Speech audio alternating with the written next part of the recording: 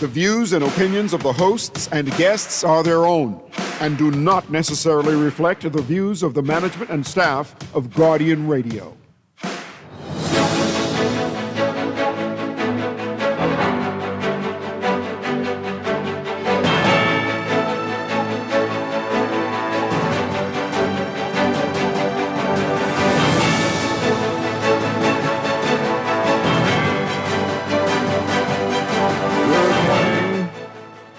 Inner city voters turnout the lowest. And Minnis calls a commission of inquiry a waste of time. Those headlines and more all straight ahead this morning. I'm Chester Robards filling in for Dwight Strachan, and this is Morning Blend. Wake up, it's a new day. Wake up, it's a new day. It's the start of a new way. Don't you know that it's the start of the end of the old way.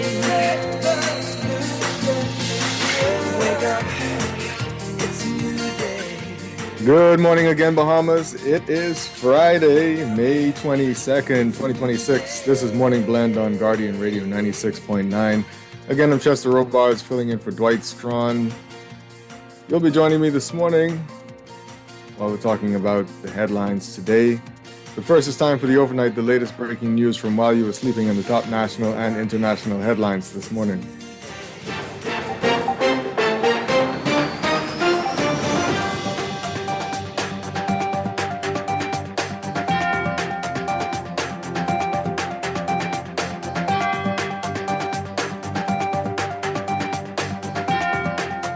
And in the overnight, over-the-hill constituencies in New Providence had the lowest voter turnout in the May 12th general election, dipping into the 50% range, while several Family Island constituencies recorded voter turnout in the high 70s.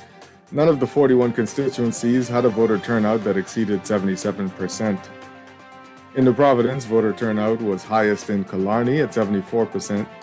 This is an increase over the 69% voter turnout in that constituency in 2021. In 2026, 1,792 registered Killarney voters did not vote. Overall, voter turnout last week was 67% compared to 65% in 2021 in an election held as the COVID-19 pandemic was raging. In the May 2012-2026 election, 69,021 registered voters did not turn out. That's 33% of would-be electors. Information provided by the Parliamentary Registration Department shows that in the 2026 election, voter turnout was lowest in Baintown and in St. Barnabas. The figures show that 2018 Baintown voters did not vote, and 2,165 St. Barnabas voters did not vote.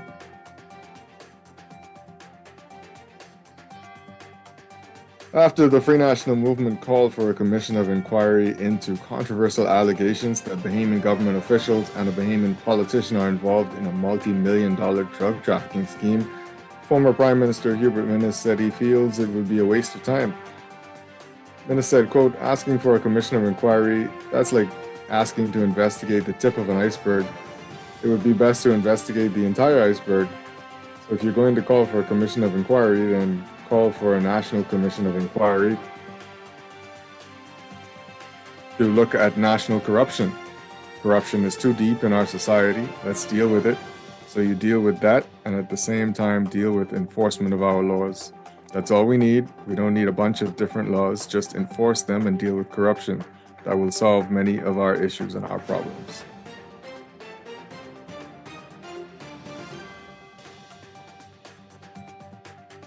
And Free National Movement Chairman Dr. Dwayne Sands yesterday questioned why Jonathan Eric Gardner, who was arrested by U.S. authorities last week after the plane he was on crashed, was flying around on election day with $30,000 in cash in a bag that had a politician's name on it.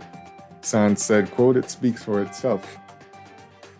While we may pretend that this is just a lone traveler who just happened to have a lot of money on him and just happened to be on a plane that was allegedly chartered by somebody high up, these kinds of unanswered questions get at the very heart of some of the challenges with elections in the Bahamas today. And a new BTVI campus could cost $250 million, officials say. As the Bahamas Technical and Vocational Training Institute works toward its goal of constructing a new campus, U.S. Ambassador to the Bahamas Herschel Walker paid a courtesy visit to the school on Thursday morning. Last year, Prime Minister Philip Davis announced that the government granted land for the building of a new campus, an investment he said is indicative of his administration's greater commitment to trade education. Director of Communications at the Office of the Prime Minister, Senator Latrey Ramming, told media that the new campus would be constructed near Anatole Rogers High School. Officials said yesterday that though they are still working to bring in donations and estimate the final cost of the building, the project could carry a price tag of around $180 million to $250 million. BTVI President Keshan Bastian said BTVI is the premier technical institution in the country for current technical education training. We want to be branded and seen as such. We want to have programs in the country that allow high school students to matriculate from high school into tertiary programs where they see the value of going into career and technical education.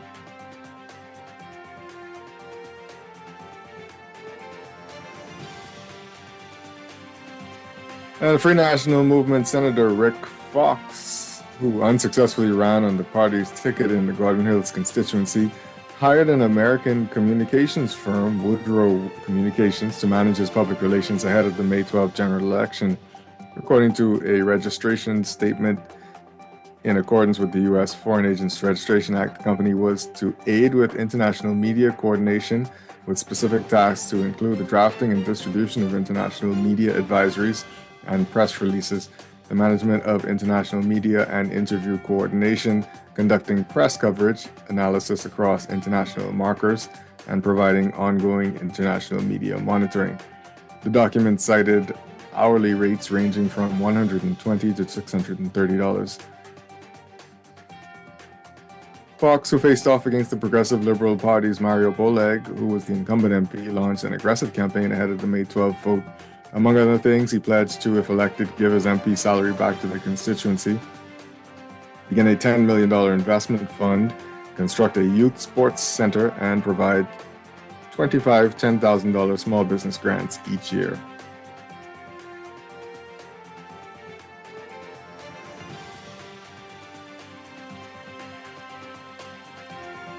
Let's take a look at international news now.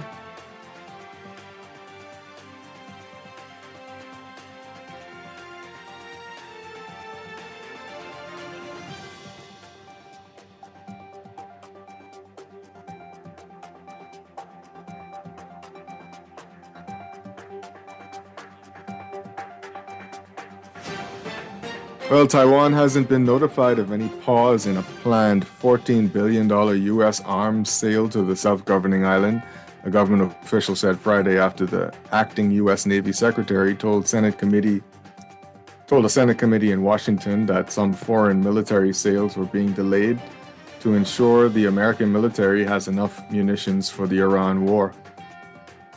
Days after U.S. President Donald Trump raised doubts about continuing arms sales to Taiwan, which China claims as its own territory, acting U.S. Navy Secretary Hung Kao said Thursday that the sales would resume when the administration considers it appropriate. Kao told the U.S. Senate Appropriations Defense Subcommittee, referring to the Trump administration's name for the Iran operation, quote, "Right now we're doing a pause in order to make sure we have munitions we need for Epic Fury. Then the foreign military sales will continue when the administration deems necessary."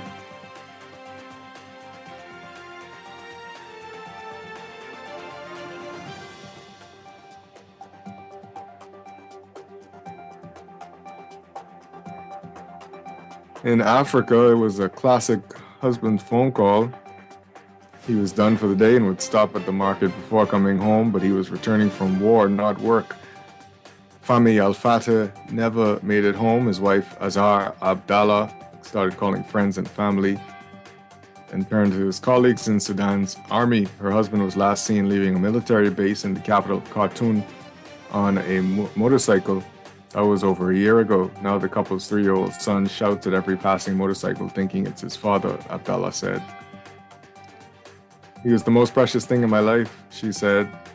"I would feel more at peace if I knew something. It's better than not knowing what happened to him, whether he's alive or dead." Her husband is one of more than 8,000 people who have gone missing during Sudan's 3 years of war, according to the International Committee of the Red Cross. The conflict has torn families apart. People have been separated while fleeing or gone missing during fights. Others are quietly detained, leaving friends and relatives in agony trying to learn their fate. Many of those missing in Khartoum state are thought to be in unmarked graves where tens of thousands of bodies have been found since Sudan's army retook the capital last year from paramilitary fighters.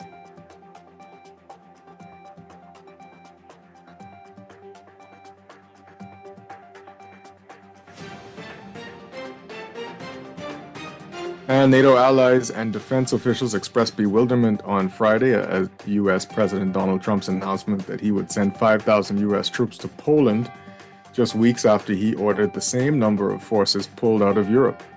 The apparent change of mind came after weeks of statements from Trump and his administration about reducing, not increasing, the American military footprint in Europe. Trump's initial order set off a flurry of action among military commanders and left allies already doubtful about America's commitment to Europe's security to ponder what forces they might have to backfill on NATO's eastern flank with Russia and Ukraine. Earlier this month, the Trump administration said it was reducing levels in Europe by about 5,000 troops, and U.S. officials confirmed about 4,000 service members were no longer deploying to Poland. The dispatch to Germany of U.S. personnel trained to fire long-range missiles was also halted. But in a post on Truth Social on Thursday, Trump said he would send an additional 5,000 troops to Poland, citing his strong ties with Polish President Karol Nawrocki, who Trump endorsed in elections last year.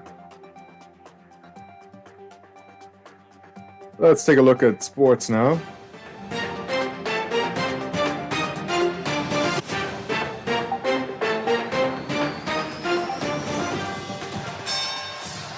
This is Sports Update.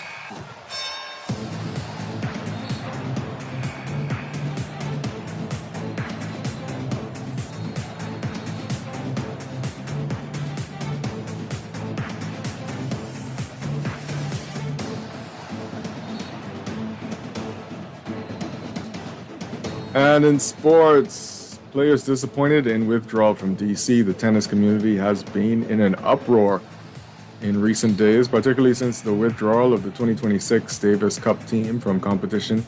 They were scheduled to compete at the Americas Zone Group 3 tournament in San Jose, Costa Rica next month. The withdrawal does not sit well with the tennis enthusiasts and current and former players. Howard University collegiate tennis player Michael Major Jr. was part of last year's Davis Cup team, which finished with an undefeated 5-0 win-loss record and earned promotion to the Americas Zone 3. Major played on that team along with Dante Umbrister, Denali Nodic, and Kofi Bow. He was set to join the team again this time around after earning his spot by making it to the men's final at the 2025 Giorgio Baldacci Open Tennis National Championship last December. The Howard University junior expressed disappointment in the latest action by the Perry Newton-led BLTA.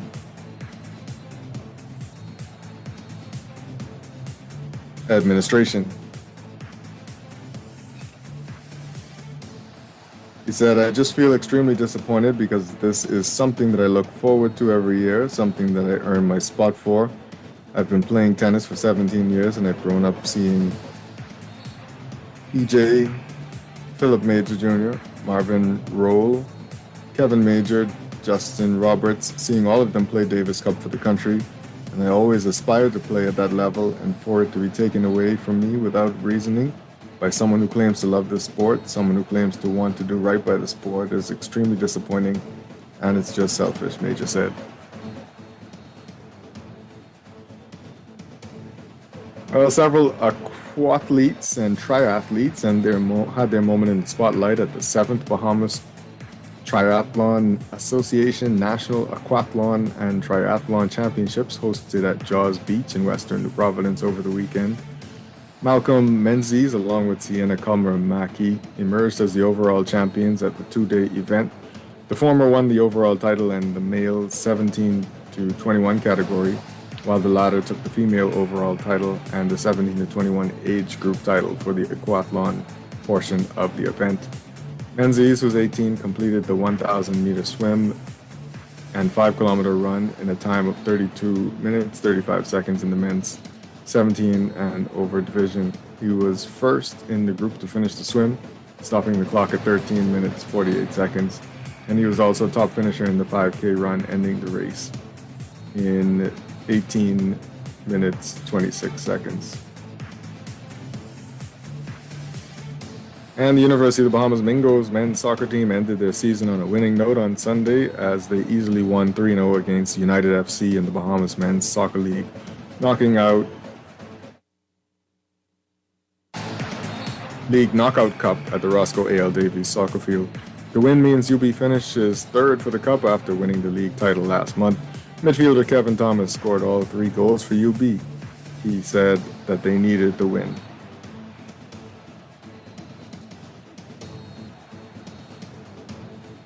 In sports overseas, looking at the World Cup, Mexico hopes to showcase its soccer culture both on and off the pitch when it co-hosts the World Cup with the United States and Canada next month.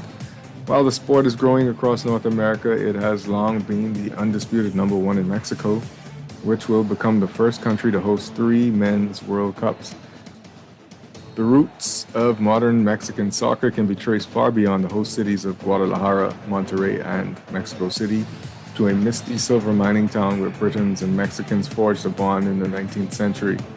British miners, chiefly from Cornwall, brought the sport to Mineral de Monte, formerly known as Real de Monte, a mountain town near Pachuca, around 100 kilometers northeast of Mexico City, where they worked in the local silver mines.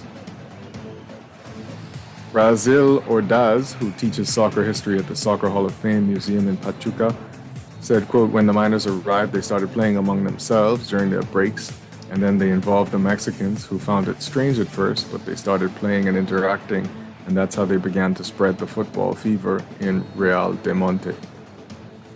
Matches between English and Mexican teams were played near the Dolores mines in the late 1800s and early 1900s on a site now used as a parking lot. A dusty metal plaque marks the location as the birthplace of soccer in Mexico.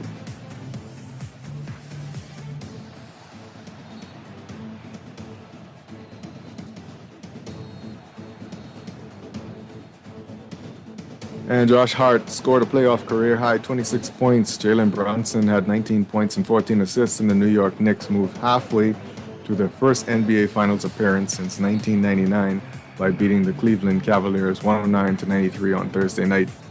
Mikal Bridges also scored 19 points, and Karl Anthony Towns had 18 points and 13 rebounds to help the Knicks win their 9th straight game. That's the NBA's longest postseason winning streak since the Boston Celtics won 10 straight on their way to the 2024 championship.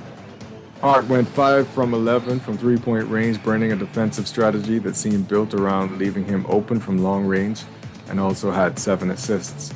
Knicks coach Mike Brown said, quote, just a whale of a game from Josh. 2 nights after rallying from a 22-point deficit in the fourth quarter, the Knicks made sure they would be in control late with an 18-0 run in the third quarter that gave them a 71-53 lead. Fans chanted, Knicks in 4, Knicks in 4 in the final minute, long after the starters had gone to the benches. That's sports, and that's the overnight. Time for your first look at today's weather.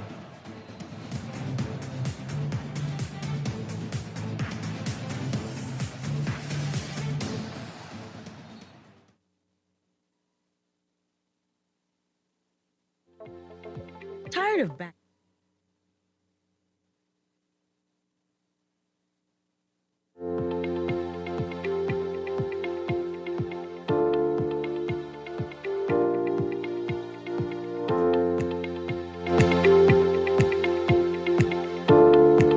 And here's your general situation. Moisture linked to a persistent mid to upper level disturbance just east of the island chain will support the development of showers along the breeze across the Bahamas. Winds will remain moderate to fresh, courtesy of a dominant high-pressure surface ridge. Moderate to occasionally rough seas are possible along Atlantic waters across the southeast and portions of the central Bahamas. Expect slight to moderate seas elsewhere. Your general outlook: isolated fast-moving showers will remain in the forecast through the weekend and into next week due to the presence of low-level moisture and a series of weak mid and upper troughs moving into the forecast area. Meanwhile, high pressure will remain dominant at the surface, supporting moderate to fresh east to southeasterly breezes through the weekend, while seas continue to build, primarily across the central and southeast Bahamas. Into the upcoming week, surface high pressure will strengthen, further resulting in winds increasing fresh to strong, with gusts to near gale force possible across portions of the southeast Bahamas. Additionally, seas will become rough, with short swell conditions developing across all Atlantic waters of the archipelago through midweek. In special weather notes, there is a moderate to high risk of rip currents on all East Coast and Atlantic coastal waters of the island chain. Swimmers are advised to exercise caution when entering these waters. Residents across the Bahamas are advised to remain hydrated, wear protective clothing and sunscreen, and seek shaded areas while outside during peak sunshine hours today, as UV indices are expected to be in the very high range, and heat indices can reach the upper 90s. Your weather outlook for the northern Bahamas: a mix of sun and clouds today, becoming mainly fair at night, a 20 to 30% chance of isolated showers. Winds east to southeast at 10 to 15 knots with higher gusts. Your high temperature today, 90 degrees Fahrenheit. Your low, 73 degrees Fahrenheit. For the high, the heat index will make it seem like around 98. For the northwest Bahamas, a mix of sun and clouds today, becoming mainly fair tonight. A 20 to 30% chance of isolated showers. Winds east to southeast at 10 to 15 knots with higher gusts. Your high temperature today, 90 degrees Fahrenheit. Your low, 77 degrees Fahrenheit. And the heat index looking like 98 degrees Fahrenheit. For the central Bahamas, a mix of sun and clouds today, becoming mainly fair at night. A 30 to 40% chance of isolated to widely scattered showers with a slight chance of an isolated thunderstorm.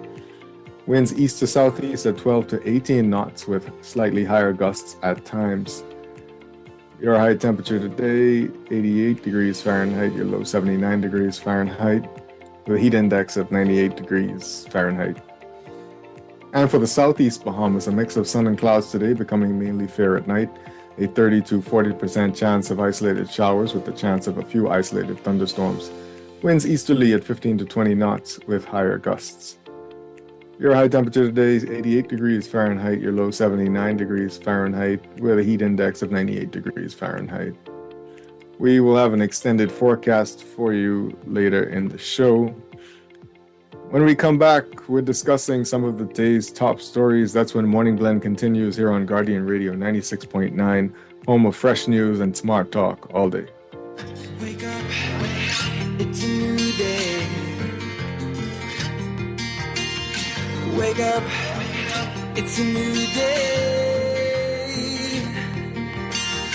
It's the start of a new way. Don't you know that it's the start of the end of... Tired of banks forcing you to use technology to bank the way they want you to? Your convenience is important. So no matter what your banking needs, Commonwealth Bank's friendly staff are always available in branch for that personal one-on-one service. But when you choose technology, our online and mobile banking app offers you state-of-the-art functionality. The choice is yours. Commonwealth Bank. Bank the way you want. Screws and Fasteners World, Balfour Avenue and Palm Beach Street, has those hard-to-find fasteners for you right now. You can find stainless steel regular hex, carriage bolts, galvanized bolts, threaded rods, nails, self-tap screws, sex bolts, anchor bolts, turnbuckles, masonry tools, hand tools, and weed whacker strings. Check out the rope selection and car body fasteners too. Special orders are welcome. It's your #1 fastener store. Screws and Fasteners World, Balfour Avenue and Palm Beach Streets. Call 326-1976. Southwest Plaza has so many stores, I've been trying to find a sensible way to list them all. There's CBS Bahamas, the Ashai Institute, BENC Snack World, Bamboo Shack Bahamas, there, the Athlete's Foot, and BTC, Games and More, John Bull Fine Threads, Alive, Bahari, Dairy Queen, 700 Wines and Spirits, Sandy's Clarkson, Island Luck, Starbucks, and Lowe's Pharmacy, plus Marco's Pizza and Lorraine. Southwest Plaza, what a wide array of stores. Southwest Plaza, stop by today and explore. You try to rest, roll with the best. For all your printing needs, there ain't no one better, no. For posters and banners, magazines and flyers, for window decals, greeting cards and newsletters. No job too big and there's no job too small. You name it, we can print it. Just give us a call. Let Print Masters bring your masterpiece to life. Located in the Nassau Guardian Building, telephone 302-2361. Looking to elevate your gadget game, or are tech troubles simply slowing you down? Escape to a world of innovation at Custom Computers, your go-to store for the latest cutting-edge tech. Whether you need to upgrade your life with the best from Apple and Windows, or your device needs a little TLC, the Custom Computers Know-How Store is the destination for unbeatable expertise and quality repairs. With 2 convenient locations, there's a Custom Computers near you on Patton Street in Palmdale and Cades Village, or call 396-1100.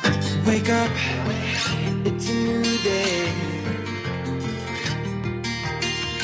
Wake up, it's a new day. It's the start of a new way. Don't you know that it's the start of the end of the old way. Wake up, it's a new day. Wake up, it's a new day.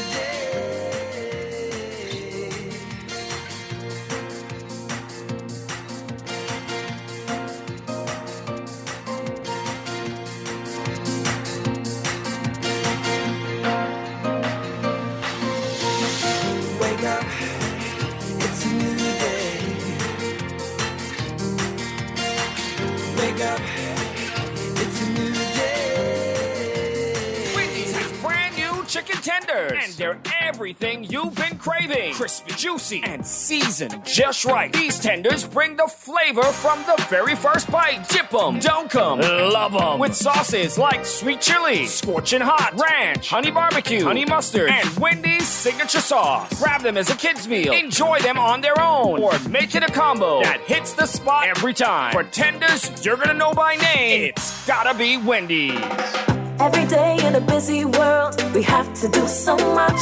Bank with CIBC and get that personal touch. Share your ambitions, let us help your dreams come true.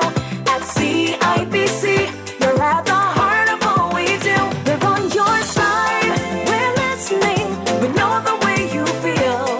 CIBC, ambitions made real. No one likes a fender bender. Oh, man. From a little scratch to a full mashup, NUA Insurance has got you covered with auto insurance tailored to fit your needs and budget.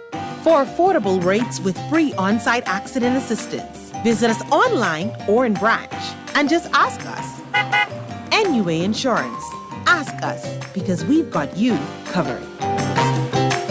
If you're done with gas prices burning a hole through your wallet, stop paying the price and start driving the solution. A BYD EV from Easy Car Sales comes with an 80% drop in your fuel costs. So wave goodbye to gas lines and charge while you sleep. For 8 years, drivers like you have been breaking up with the pump and waking up to freedom. It's more than a car. It's a new way to be. It's a BYD from the one and only authorized dealer in the Bahamas. Visit easy242.com to learn more. Wake up, it's a new day.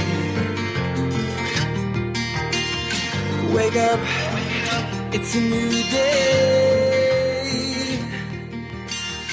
It's the start of a new way. Don't you know that it's the start of the end of the old way.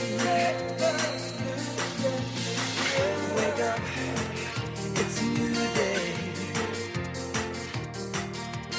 And we're back here on Guardian Radio 96.9.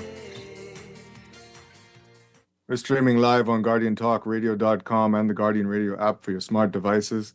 On your televisions on Cable Bahamas Channel 969 or BTC Flow Channel 612. We're on Facebook, Twitter, and Instagram. Again, I'm Chester Robards, filling in for Dwight Strachan on a final day. And you'll be joining me in our conversation today. It's all us, me and you, our callers and texters. But you can tweet us at MorningBlend969 or follow the hashtag MorningBlend. You can be sure to like our Facebook page, facebook.com/MorningBlend969. Leave your comments and read what others are saying about topics on the show. You can text us on the Guardian Radio text line powered by BTC. Text us at 422-GR96. That's 422-4796. You can call us, but first it's time to talk about what's in the news.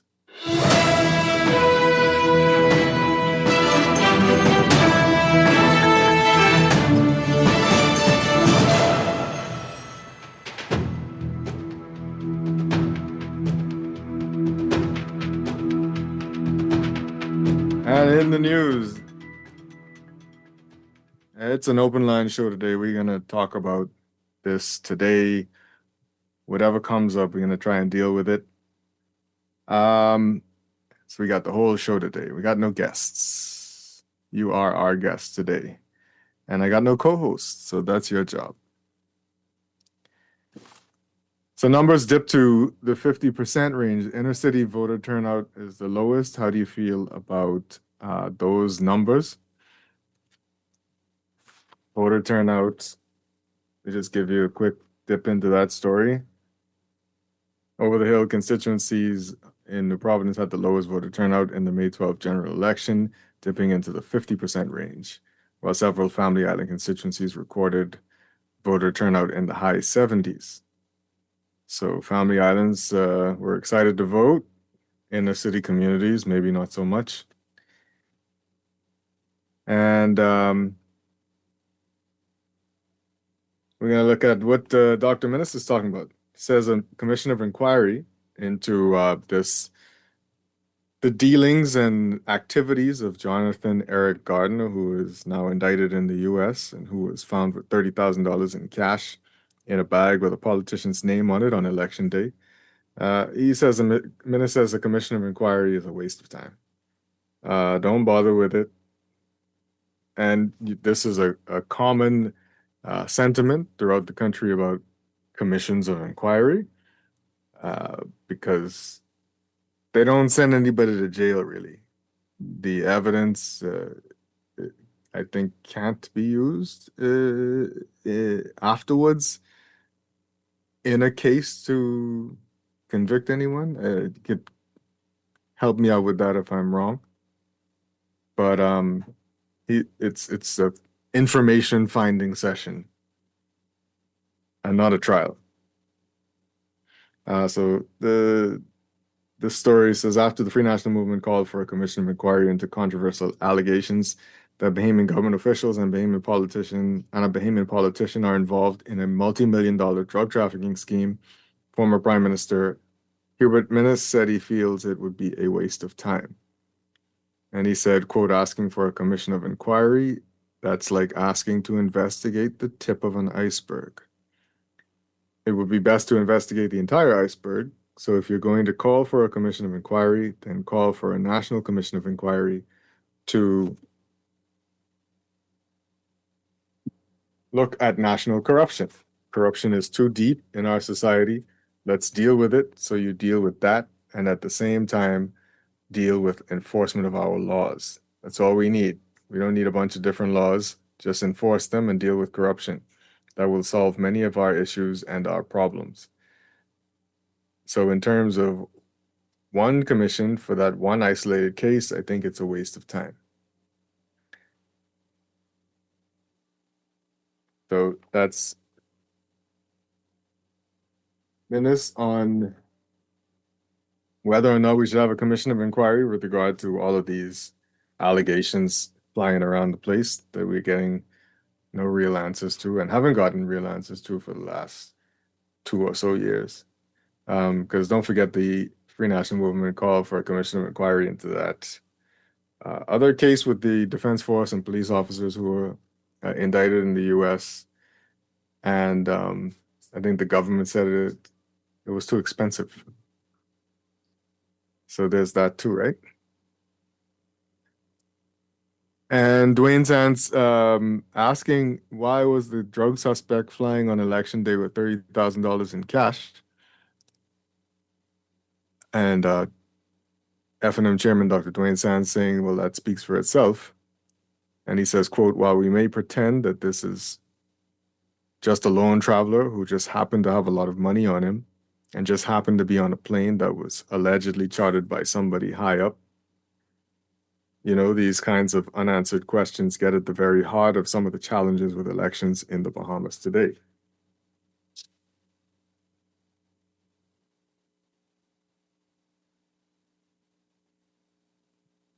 The story goes on to say, according to a photo shared by CBS News in the aftermath of the crash, some of the passengers on the private plane with Gardner were wearing progressive Liberal Party paraphernalia. Gardner was the only passenger arrested by U.S. authorities. He was traveling from Marsh Harbor, Abaco to Freeport, Grand Bahama, along with 10 others. The plane crashed in waters and the group were rescued off the coast of Florida after his arrest. A criminal complaint was unsealed against Gardner. In the complaint, Michael Coleman, a special agent with the Drug Enforcement Agency, claimed that Gardner was allegedly moving tons of cocaine through the Bahamas with the protection of Bahamian government officials and high-ranking politicians. The complaint also contained a photo of cash in a marked bag with a handwritten name that was redacted and labeled Politician 1, believed to be a Bahamian politician who the DEA claims has been helping to protect Gardner and his operation. The complaint also alleges that Gardner owns a company that bids on Bahamian government-issued construction contracts, which he uses to launder his narcotics trafficking proceeds. PLB Chairman Fred Mitchell, when asked yesterday about the flight's purpose, given the presence of party supporters on the flight, as well as a large sum of money, said he had no comment. He also refused to comment when asked whether the party was looking into who arranged the flight.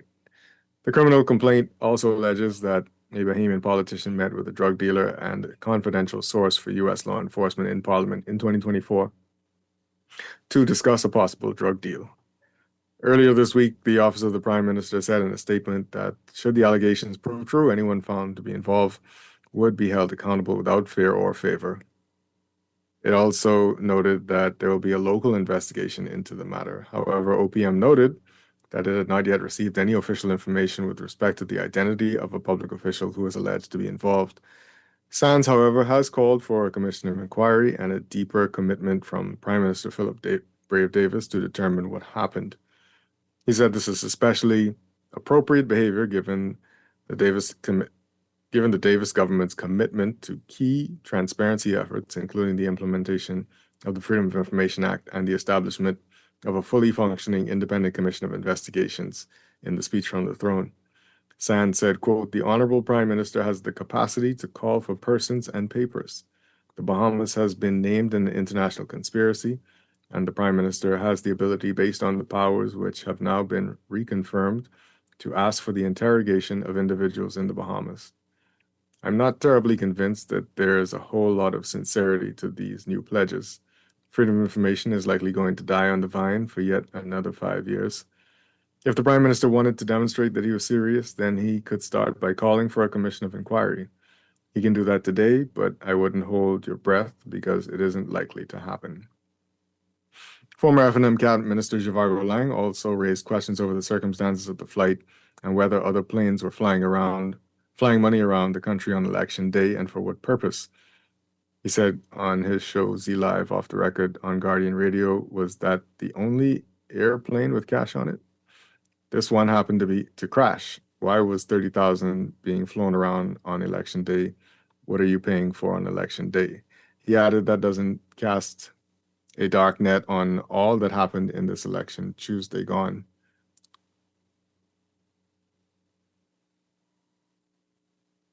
But as a question. Lang said Gardner's involvement added to what should have already been regarded as a significant controversy. He said, quote, was it coming from a bank? Was it being escorted by an armored truck? $30,000 was in the possession of someone who is alleged by the United States of America to have been caught up in narcotics trading. Someone chartered that flight. He added, I am angry because we are so calm about this nonsense. And everybody does seem to be a little calm. We see in that story more no comments again from the governing party, this time from PLP Chairman Fred Mitchell, when asked about the flight. And he refused to comment when asked whether the party was looking into who arranged the flight. Again, as I said yesterday, I don't think this is the appropriate time for no comment.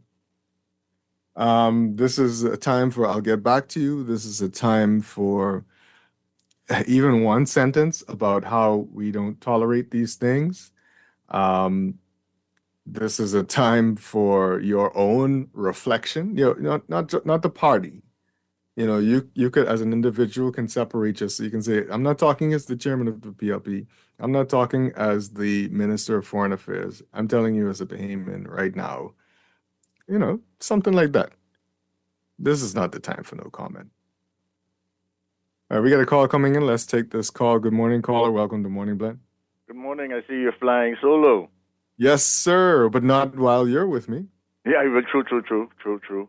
Yeah, well, you know, it's not only this commission of inquiry. I agree with Dr. Minnis. It's not only a waste of time; it's a waste of money.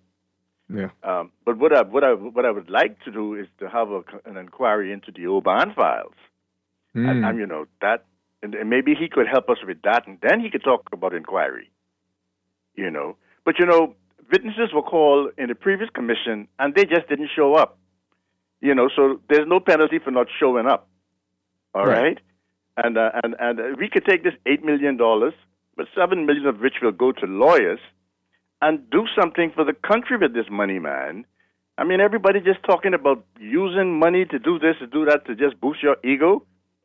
You know, we've had recommendations from the Privy Council and the election observers that the government just don't have to follow. You agree with me, right? They just don't have to follow, because in order for someone to be jailed, they have to be found guilty in one of our local courts, which the government has some influence over. So that goes nowhere. I agree with Dr. Minnis. You know, we would get public accountability. There'll be some exposure. There'll be a report, but it's going to fall in the government hands to manipulate. So let's try see if we could use this $8 million that we can waste on the inquiry to make lawyers wealthy and help the people. Since we could be flying around with a bunch of money, let's get some money into people's hands who need it, like social services. You know what I'm trying to say here? Yeah. And don't waste this money on inquiry. All right? And like I said, they don't have to follow all of the exposures. I mean, some people are going to be embarrassed, yeah, but guess what? These people ain't got no shame, so there's no embarrassment. We got persons who know they're guilty right now, and guess what? They go to church every Sunday, and once they ask for forgiveness, they feel fine. That's our system, isn't it? God forgive me. I could do the same thing again and get forgiveness tomorrow. That's the recycle that we are in, man. That's my opinion on this. Thank you. Appreciate that. All right. Some text messages coming in. Someone says, why nothing will come out of it? Saying, why bother with it, right? This person says, Morning, Chester. Quick question. Any news on that police shooting that Dwight asks about every morning? Thank you for reminding me. You know, I meant during the week to actually bring it up. And I must tell you from my seat, there's no news on that police shooting or the officer who was allegedly hit with a machete, according to police reports, but we've heard nothing else after that. So like Dwight always asks, we don't know about his condition and how he's doing.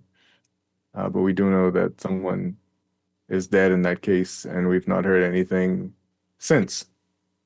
This next text message saying the 1984 Commission of Inquiry was an entertaining read, but nothing came of it. Complete waste of money and other resources. The government needs to get skewered in the International Court of Public Opinion we tend to see more action then. Yeah. Spurs says, why don't you guys let Minnis drift off into the sunset? His time has come and gone. Let him go in peace. Okay, we might do that. But again, what comes of a commission of inquiry? We keep hearing it's expensive to pull off. We get information maybe about things that are happening in the country, but again, as that texter says, what comes out of it? We don't know. I mean, another text saying, if we're serious about fixing this country, we would avoid a commission of inquiry and solicit the help of outside investigators and send people to jail for a long, long time. So Scotland Yard, right, was supposed to come in and investigate those other matters, right? Now, whatever happened with that? What was the last thing we said about Scotland Yard? While I looked that up, let's take this call. Good morning, caller. Welcome to Morning Blend. Mr. Robot, how are you? I'm well. How are you? Very good. It's been a long time. Yes. Yes. Good to hear your voice. Yes. I listened to your comment from Dr. Minnis, the former Prime Minister who served. But I am of the view, this is my view, as wealthy as Mr. Minnis is, it appeared to me that he is tormented and he is out to lunch. He once served as Prime Minister, although I never supported him. But myself and him, we basically are in the same age bracket.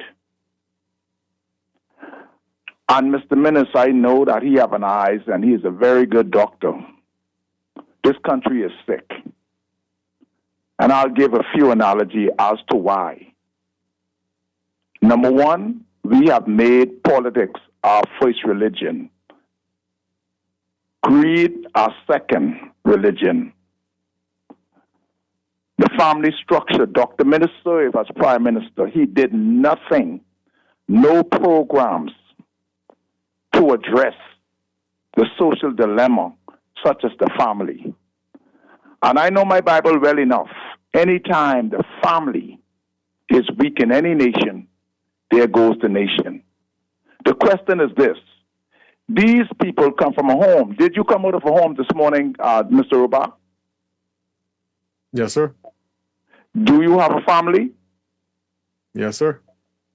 And I assume that you have a wife and children, right? Yes, sir. And if that house is not structured, what will happen to your house? Sink into the sand. Chaos. Would you agree? Yes.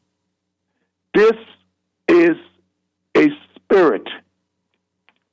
And we do believe, if we can talk about everything else, check the decline. This comes from the family structure. The decline, less than 60% of people voted in this country in this election. My first time voting was in 72. Why? People don't care. Nothing in it for me. They assume that only one group of people in this circle are getting the gravy.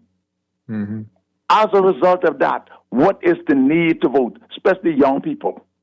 Yeah. There is no education as to why you should vote. That's one analogy. The church, check the attendance. People, some so-called pastors, not all now, some so-called pastors have these poor people building these big mega structure. I'm in the church with 10 people in them, 10 members, and trying to structure these big mega churches. And people still, there is a climb. There's a question that people sitting back. You have been making a fool out of me for too long. My eyes has opened up. So this is what's going on in our country. We have a spiritual problem. Why? And we do believe politics and greed can fix this. Keep watching. If they believe politics and greed can fix this, the liberals are out for a wide awakening, because this is coming from the liberal movement, who have a plan to dismantle the structure of Jesus Christ, which was the first was the family. And guess what? I want to pick at my friend, my good friend, who now is the president of the Bahamas Christian Council. Can't they see they have no more influence? I remember years past, Dr. Ari Cooper, I'm old enough to know, when he speaks, Lyndon, listen. I remember when reggae was not allowed to play it on ZNS, or no music. That was unsuitable for this country. They did not allow it. And the Christian Council have to check themselves as to why they have no more influence. They need to take stock as to where did their influence go. People are not stupid. Although they may be in the inner city, they watch and they see and they make a decision. This is why we have a low voter turnout, and it will be worse in the next general election. Thanks for taking my call, and I appreciate you, brother. Appreciate you too. Thank you so much. I'll just read this final text message before we go to a bit of an extended break into the 8 o'clock news. Chester, I agree with Minnis as well. Waste of our money. Our government already spending it all. Fred Mitchell is an embarrassment. No comment? Well, who's supposed to comment? Good question. We'll have lots more of your calls and text messages throughout the entire show up to 10 o'clock. And Morning Blend will continue on the other side. Wake up, it's a new day. Wake up, it's a new day. It's the start of a new way. Don't you know that it's the start of the end of the old way. Wake up, it's a new day. Wake up, it's a new day.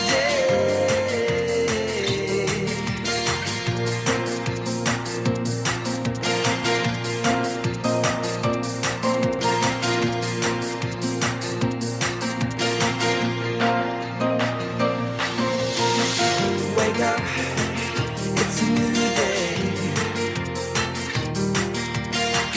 Wake up, it's a new day. Wake up, wake up.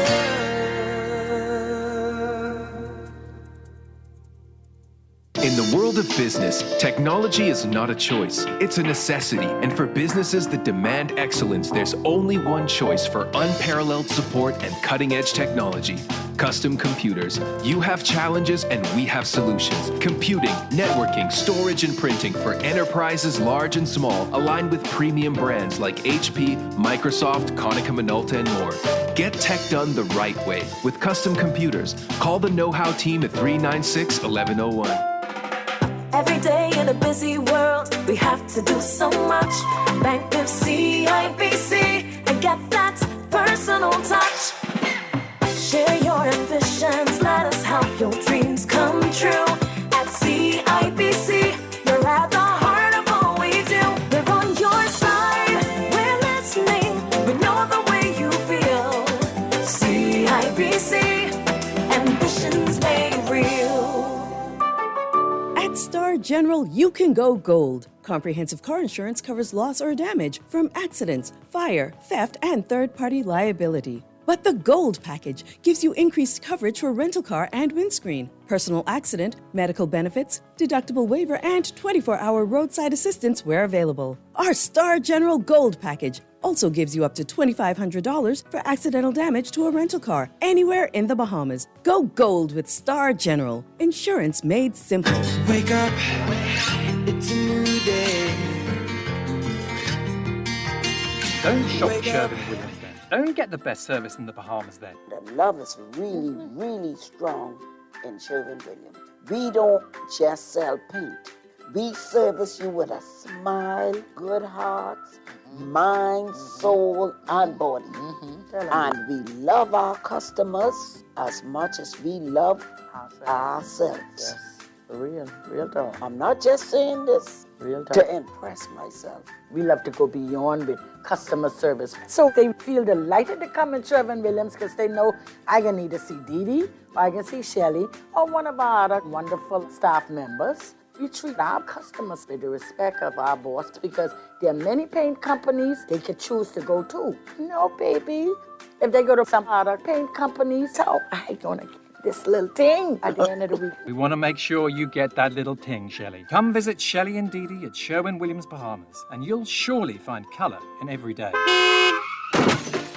No one likes a fender bender. Oh, man. From a little scratch to a full mashup, NUA Insurance has got you covered with auto insurance tailored to fit your needs and budget.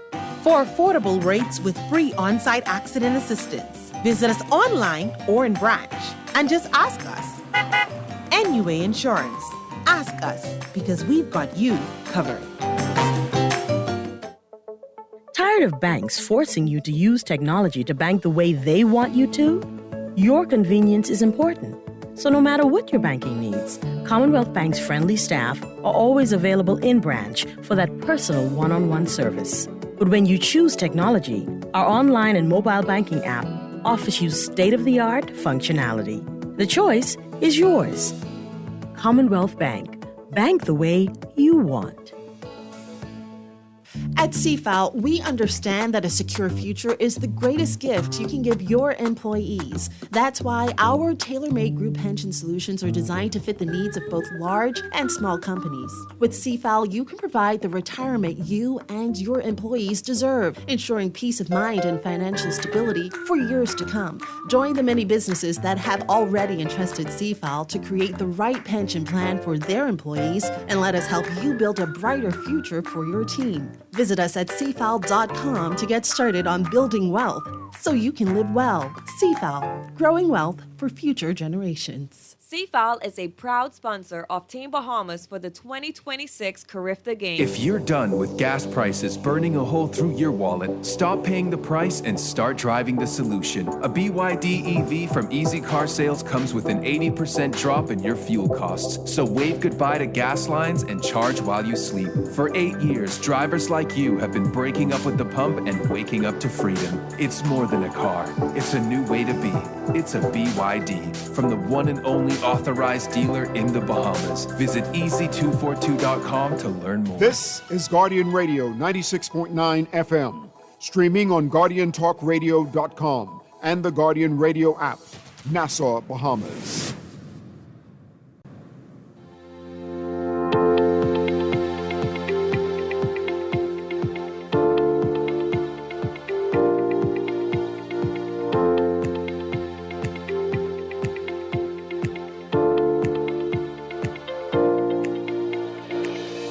And now at 8:22, it's time for your final look at today's weather, brought to you by Sherwin-Williams Paints.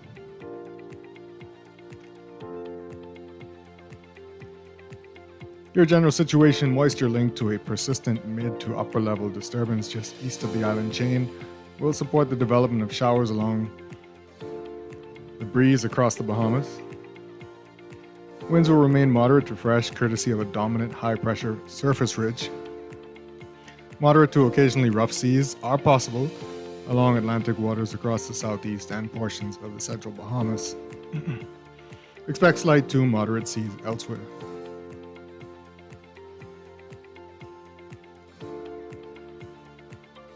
Isolated, fast-moving showers will remain in the forecast through the weekend and into next week due to the presence of low-level moisture and a series of weak, mid- and upper-level troughs moving into the forecast area. Meanwhile, high pressure will remain dominant at the surface, supporting moderate to fresh east to southeasterly breezes through the weekend, while seas continue to build primarily across the central and southeast Bahamas. Into the upcoming week, surface high pressure will strengthen further, resulting in winds increasing fresh to strong with gusts to near gale force possible across portions of the southeast Bahamas. Additionally, seas will become rough with short period swell conditions developing across all Atlantic waters of the archipelago through midweek. In special weather notes,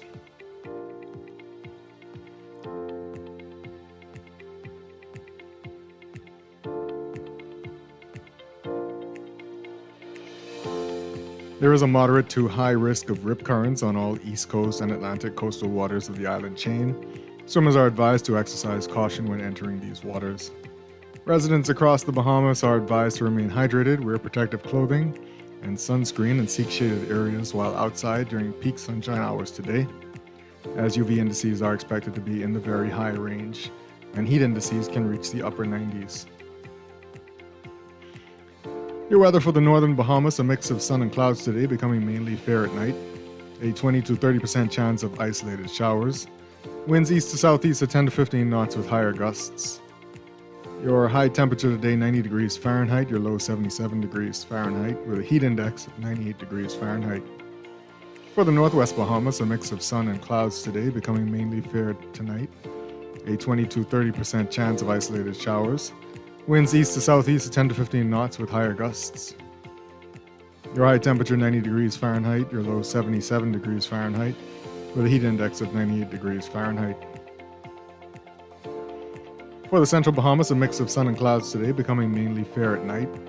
A 30 to 40% chance of isolated to widely scattered showers with a slight chance of an isolated thunderstorm.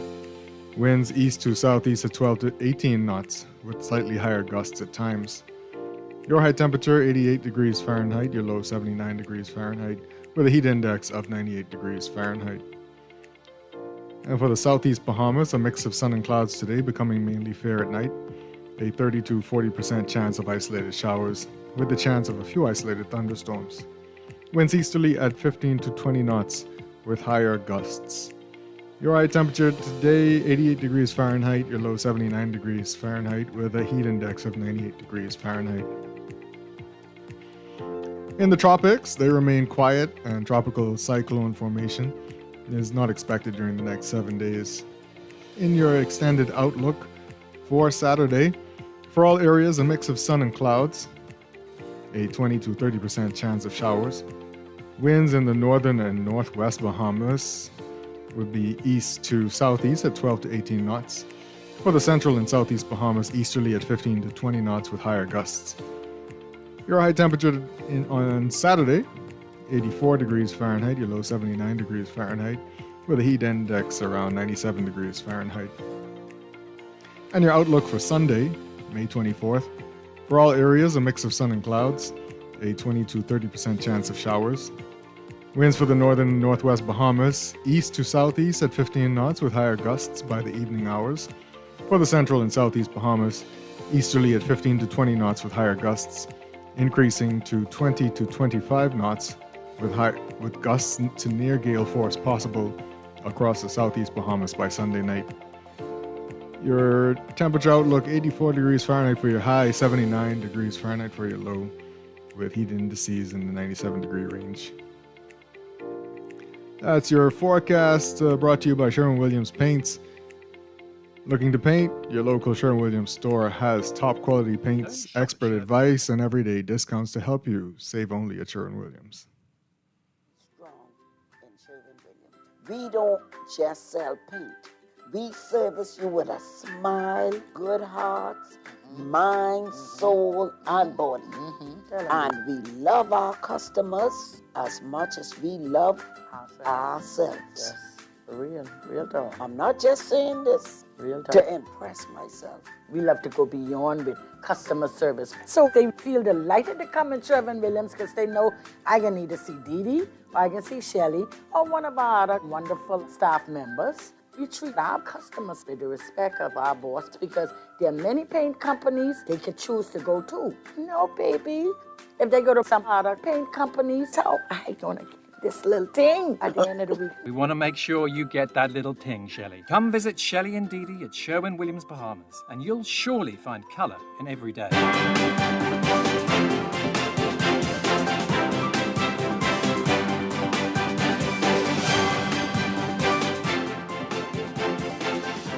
And here's a look at your traffic brought to you by NUA Insurance Agents and Brokers. Your hot spots, Glasson Road at the moment, as you get down the hill from the Fusion area toward John F. Kennedy Drive. Some traffic there. Don't let the little commute between the hill and D&T Nursery fool you. There is some traffic, and you'll be coming out of traffic there on Glasson Road all the way back to Fire Trail Road. Slow-moving traffic there at the moment.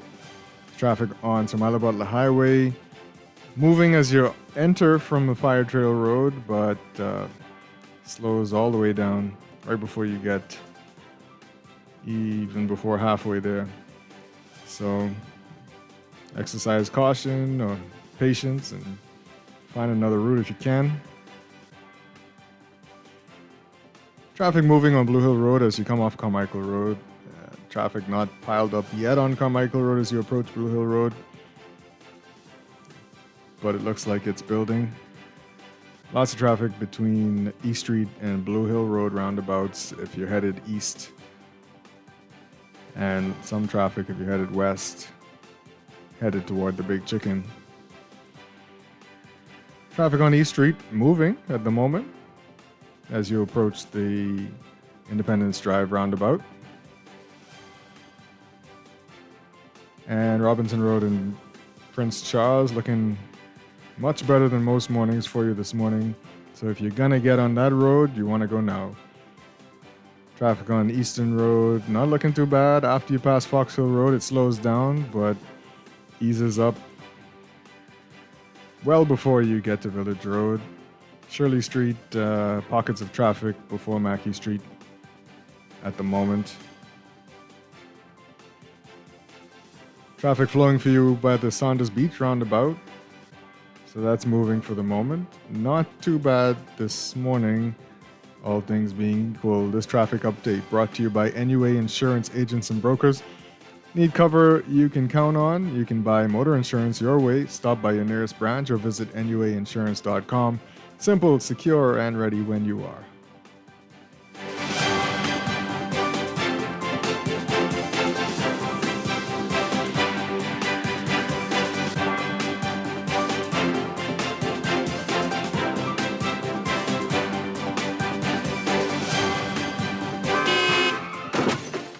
No one likes a fender bender. Oh, man. From a little scratch to a full mashup, NUA Insurance has got you covered with auto insurance tailored to fit your needs and budget. For affordable rates with free on-site accident assistance, visit us online or in branch and just ask us. NUA Insurance. Ask us because we've got you covered. If you're done with gas prices burning a hole through your wallet, stop paying the price and start driving the solution. A BYD EV from Easy Car Sales comes with an 80% drop in your fuel costs. So wave goodbye to gas lines and charge while you sleep. For 8 years, drivers like you have been breaking up with the pump and waking up to freedom. It's more than a car. It's a new way to be. It's a BYD from the one and only authorized dealer in the Bahamas. Visit easy242.com to learn more. At Star General, you can go gold. Comprehensive car insurance covers loss or damage from accidents, fire, theft, and third-party liability. But the Gold package gives you increased coverage for rental car and windscreen, personal accident, medical benefits, deductible waiver, and 24-hour roadside assistance where available. Our Star General Gold package also gives you up to $2,500 for accidental damage to a rental car anywhere in the Bahamas. Go gold with Star General. Insurance made simple. Don't shop at Sherwin-Williams then. Don't get the best service in the Bahamas then. The love is really, really strong in Sherwin-Williams. We don't just sell paint. We service you with a smile, good hearts, mind, soul, and body. And we love our customers as much as we love ourselves. Yes, real talk. I'm not just saying this Real talk. to impress myself. We love to go beyond with customer service. So they feel delighted to come in Sherwin-Williams because they know I can either see Dee Dee, or I can see Shelly, or one of our other wonderful staff members. We treat our customers with the respect of our boss because there are many paint companies they could choose to go to. No, baby. If they go to some other paint companies, so I gonna get this little thing at the end of the week. We want to make sure you get that little ting, Shelley. Come visit Shelley and Dee Dee at Sherwin-Williams, Bahamas, and you'll surely find color in every day. Tired of banks forcing you to use technology to bank the way they want you to? Your convenience is important. So no matter what your banking needs, Commonwealth Bank's friendly staff are always available in branch for that personal one-on-one service. But when you choose technology, our online and mobile banking app offers you state-of-the-art functionality. The choice is yours. Commonwealth Bank. Bank the way you want. If you're done with gas prices burning a hole through your wallet, stop paying the price and start driving the solution. A BYD EV from Easy Car Sales comes with an 80% drop in your fuel costs. So wave goodbye to gas lines and charge while you sleep. For 8 years, drivers like you have been breaking up with the pump and waking up to freedom. It's more than a car. It's a new way to be. It's a BYD from the one and only authorized dealer in the Bahamas. Visit easy242.com to learn more. At CFAL, we understand that a secure future is the greatest gift you can give your employees. That's why our tailor-made group pension solutions are designed to fit the needs of both large and small companies. With CFAL, you can provide the retirement you and your employees deserve, ensuring peace of mind and financial stability for years to come. Join the many businesses that have already entrusted CFAL to create the right pension plan for their employees, and let us help you build a brighter future for your team. Visit us at cfal.com to get started on building wealth so you can live well. CFAL, growing wealth for future generations. CFAL is a proud sponsor of Team Bahamas for the 2026 Carifta Games. Wake up, it's a new day. Wake up, it's a new day. It's the start of a new way. Don't you know that it's the start of the end of the old way? Good morning and welcome back to Morning Blend here on Guardian Radio 96.9. Again, I'm Chester Robards, filling in for Dwight Strachan another day, the final day, I hope. Sorry to leave you so long. Had some daddy duty things to deal with. And I like you guys, but sorry, I love my kids. So let's get back into it. Talking about what Dr. Minnis said about not having a commission of inquiry, is saying it's a waste of time. If you want to talk about the low voter turnout in a city or low voter turnout in general, we're talking about that as well. And anything else you want to talk about pertaining to these things. Dr. Dwayne Sands, the FNM chairman, is questioning again why somebody would be flying with $30,000 in cash around on election day. Join us, 422-4796 on the text line, 422-GR96 if you can't remember 47. And call us 323-6232, 325-4316, 325-4259. Call us toll free from the Family Islands, 242-300-5720. It's pretty much an open line show today. We have no guests into the 9 o'clock hour, so we'll be continuing our conversation then. And I don't have a co-host, so that's your job today. We might let you talk as long as you want when you call in. No? That's a bad idea for some of you. But let's get back into it. I'm going to read some of these text messages just to jump back into it. This person says, here, is having $30,000 a crime for a businessman, or was drugs found on the flight? What crime has Gardner committed in the Bahamas? Just because the U.S. says he was dealing drugs, he was never convicted or charged in the Bahamas. Biggest question is, why are the U.S. attorneys protecting the government official name? They keep alleging the politicians are crooked, but only the guys who get caught with the drugs are being charged and named.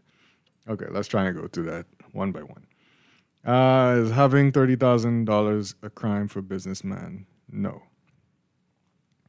It is not. But, as most crimes start with, it is suspicious that on election day this person had it. It is interesting and suspicious that the envelope had a name on it that the U.S. says is the name of a politician. So, again, like most crimes, we start with a suspicion. We start with information. Yes? So we got to start there. What crime has Gardner committed in the Bahamas? Well, the U.S. indictment alleges that some crimes have been committed in the Bahamas. A conspiracy to move drugs is a crime. And if you are conspiring within the Bahamas, then you are committing a crime. Not just because the Bahamian authorities weren't the ones doing the investigating. I mean, we don't even know yet because nobody local is saying anything. So we just have to wait for that information. And you say just because the U.S. says he was dealing drugs, well, sure. They were the ones doing most of the investigating, it seems. Why the U.S. attorneys are protecting the government official name? There could be many reasons for that. If they don't have enough evidence to bring about charges against this person, then they might never do that.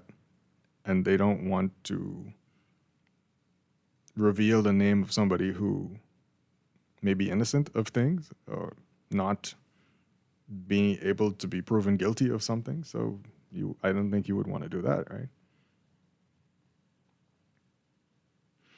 So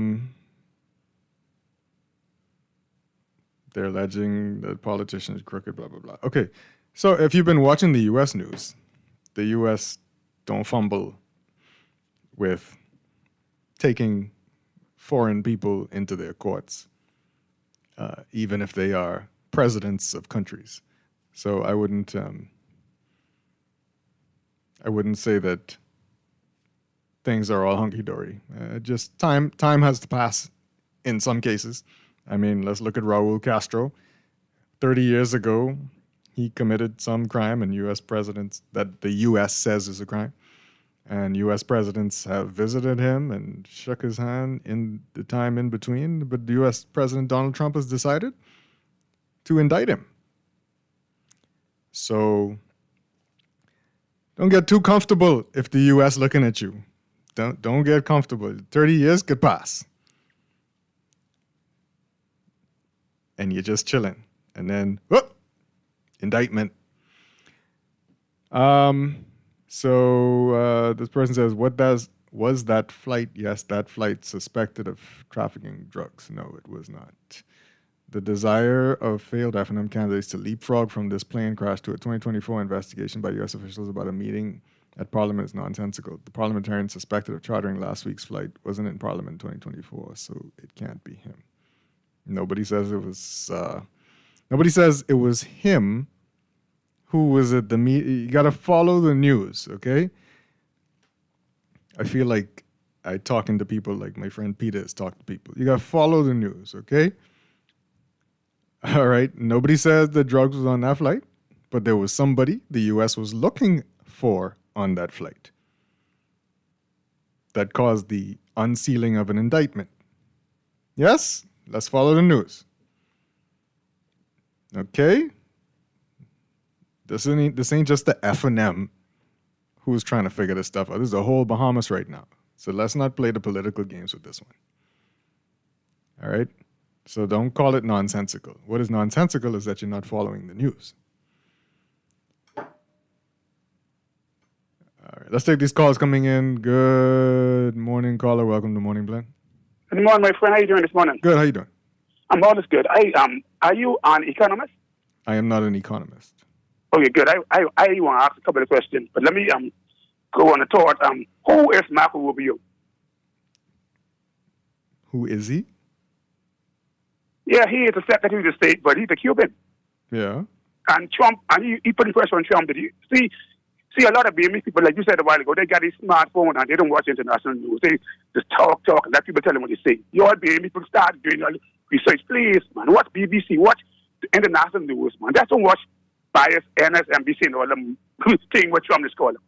Now, let me move on forward. When the government of the Bahamas, both PLP and FNM, put the Bahamas, right? Because Jesus, they went down and see, they say they borrowed the money to help pay down the debt. I spoke to Mr. Christie about 20-something years ago. He said, JJ, that man's a bright man, you know. He mean Michael Arkitis. I say, yeah, he bright brown skin.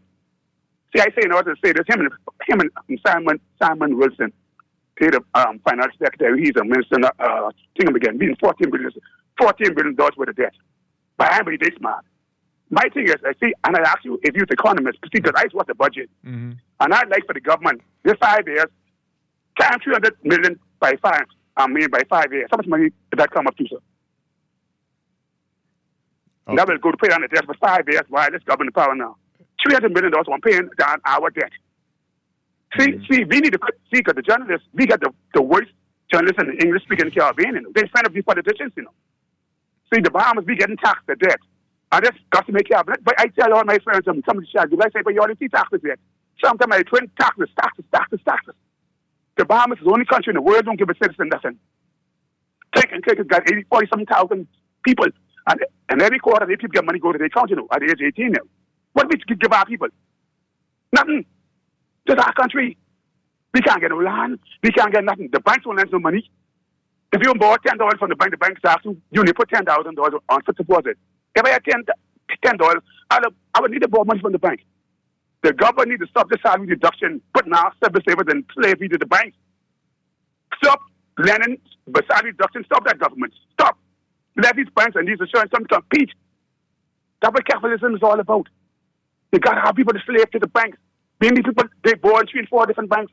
And sadly, by the time they go to the end of the month, they get $500 in the bank. You can't buy groceries. You can't pay your light. You can't do this. Come on, man, baby, people, man. Be smarter than this, man. I'll hang up and listen to your sponsor. Yeah. Okay, I will respond to that. Let me try to take this other call first. Good morning, caller. Welcome to Morning Blend. Caller, you there? Okay. Yeah. Let me try and. I'm a local journalist, and you hear it all the time. People say, people don't always say we're the worst. We have the worst journalists in the world, or wherever you want to mark it. We do have many difficulties, as many small island states do, with regard to reporting on things. You will probably not find a journalist who is somehow, some way not connected to someone in politics. You know, if it ain't 2 degrees of separation, it's 3, but it might not be more than that. I'm not saying that bars journalists from digging deep into some of the things that we have to here, but it often presents difficulty. So we're barred often by familiar relations. Everybody knows that Candia Dames in the last FNM administration, her brother was in cabinet, and so she had some things to deal with there, right? But other journalists in the newsroom could deal with things that she couldn't necessarily deal with there. So we have that back and forth and tussle. Our companies are owned by people who do business within the Bahamas. I'm not saying that there's often interference. I'm not saying that there's not sometimes interference. We look at the Tribune, who's one of the top people there, was hopeful as a PLP candidate. He didn't get it. But everybody wondered what would have become of that newspaper, or what still will become of that newspaper, given his ties to the government. Who knows? These are questions that have to be answered. There are difficulties in being a reporter or being a newspaper in a small island state. there are difficulties. The government does not make it any easier when you have a Freedom of Information Act just chilling and doing nothing. The government does not make it easy when you get our good reporters out on the street asking the questions, the pertinent ones, the hard ones oftentimes, and getting no response. And we cannot go farther than that, only to say to the public that your representative does not want to answer this question. And I can tell you now, half of the population does not care that they didn't answer the question. They're actually happy about how they spoke to those journalists, or that they didn't answer the question at all. Because depending on who your party is and when they're in power, you just don't care. And as we saw in the general election, there's a multitude of Bahamians who don't care either way. They're just trying to survive day to day. They're not paying attention to politics. They're not paying attention to the economy. The economy is in their empty wallet, and they're going out to try and fill it whatever way they can. Journalism in a small island country is not easy. It's not easy. So you guys could continue to step on our toes, but until you put your foot in our shoes, take it easy. We whistleblowers, we don't have many of those people sending us documents and information from their ministries that could possibly break open a case that we've been trying to figure out for years. They don't do it. And then there may not be protections for those people if they do it. It's difficult to get information in this country. And again, the public, the people who call these shows, who defend their parties to the ends of their breath, they don't care. They enjoy when politicians speak to journalists any kind of how. They enjoy the spectacle when the financial secretary tells a journalist, let's step outside.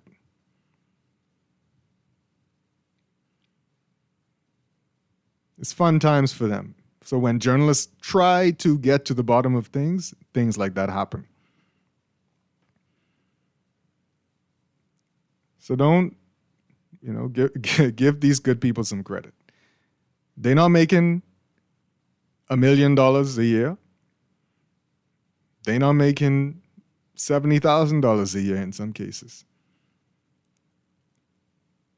When the government dangles a carrot in front of their face and they can make a little bit more money in this hard economy to go do public relations for the government, I do not look at my former colleagues in any kind of way. They have families to feed, and they have to go do what they have to go do. We joke about it. Yeah, the government moved people out of journalism, and some of them ended up in politics. You have people who I thought were staunch defenders of the Bahamian ethos, who ended up working for government, and now they have to do PR for the government. So whatever this government does and says and stuff, they have to toe that line. People I thought would never, ever end up in that position. But they got to eat, right? You can't be downtrodden and bare bones and still try and defend the country, right? It just ain't gonna work. So give it a break, or think about it before you decide to go and tear it down,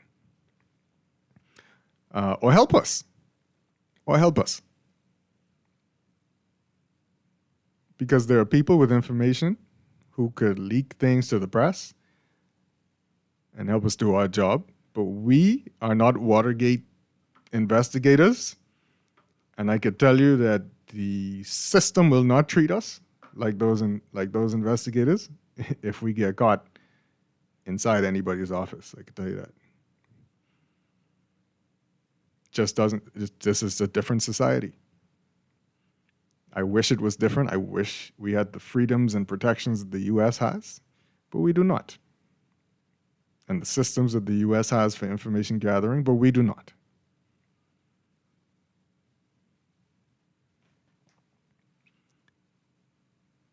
All right, let's take some more of these calls. Good morning, caller. Welcome to Morning Blend. Good morning, sir. Good morning. May I make a few remarks on the history of the Bahamas?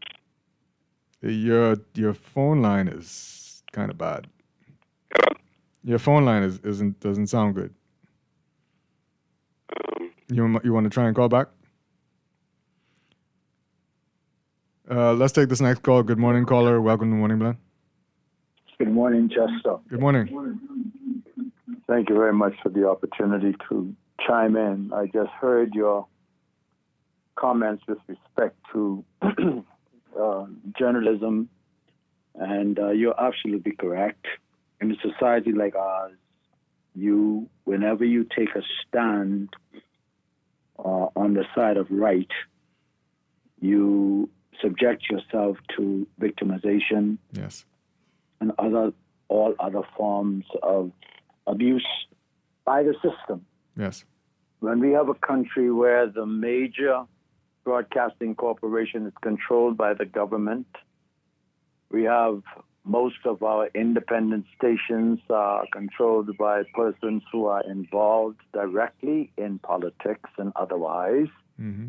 We have an ambassador who owns the radio station and television station and newspaper.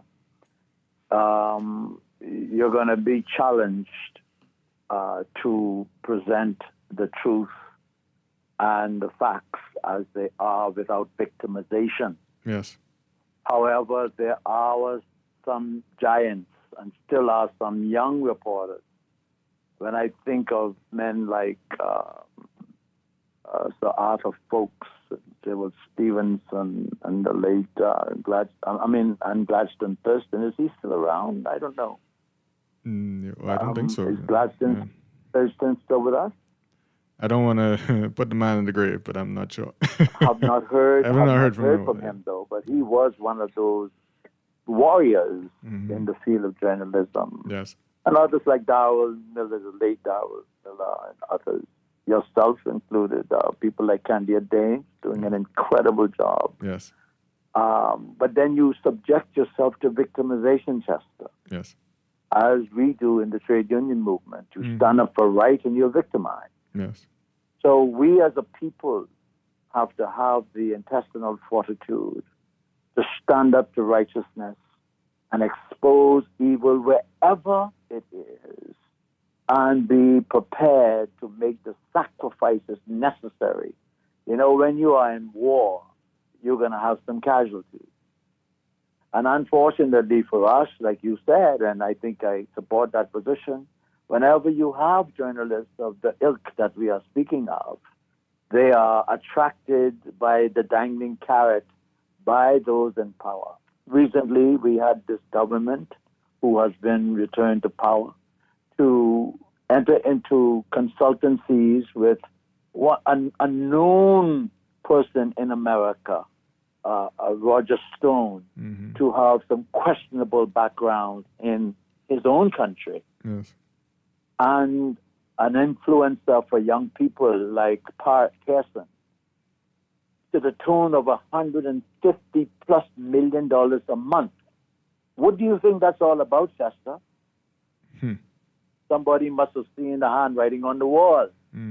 If you're going to engage that kind of consultancy to protect your relationship with the most powerful nation in the world, somebody must know why they're doing that. Yes. What is behind that? Is that something that our journalists need to be investigating? What is that all about? Why would you have to spend $150 million to strengthen your relationship where we have the history of being the most friendly neighbor to America in all of the world over the last 50+ years? With a new embassy and an ambassador that was appointed and reside with us in the last 15 years. Why do you have to now spend $150,000 a month to improve that relationship? Mm-hmm. Is that something the journalist should be investigating? Absolutely. A rhetorical question it may be. Mm-hmm. All right? So I appreciate what you're saying, but let me just speak to, we have an upcoming Labor Day parade. We are planning to focus on the contribution of our warriors like Sir Randall Fox and others who have fought for us in this country. And, you know, if they were alive today, Sir Lyndon and Sir Randall and Sir Clifford Darling and people like that, Sir Loftus Roker, they would be turning in their grave. They are turning in their grave for how we have bastardized our people. And so to send a message to the nation and to the world, in the Commonwealth of Bahamas Trade Union Congress, we are going to march from the House of Labor that should have been restored by this administration. It was a part of the MOU, and not one thing has been done, Chester.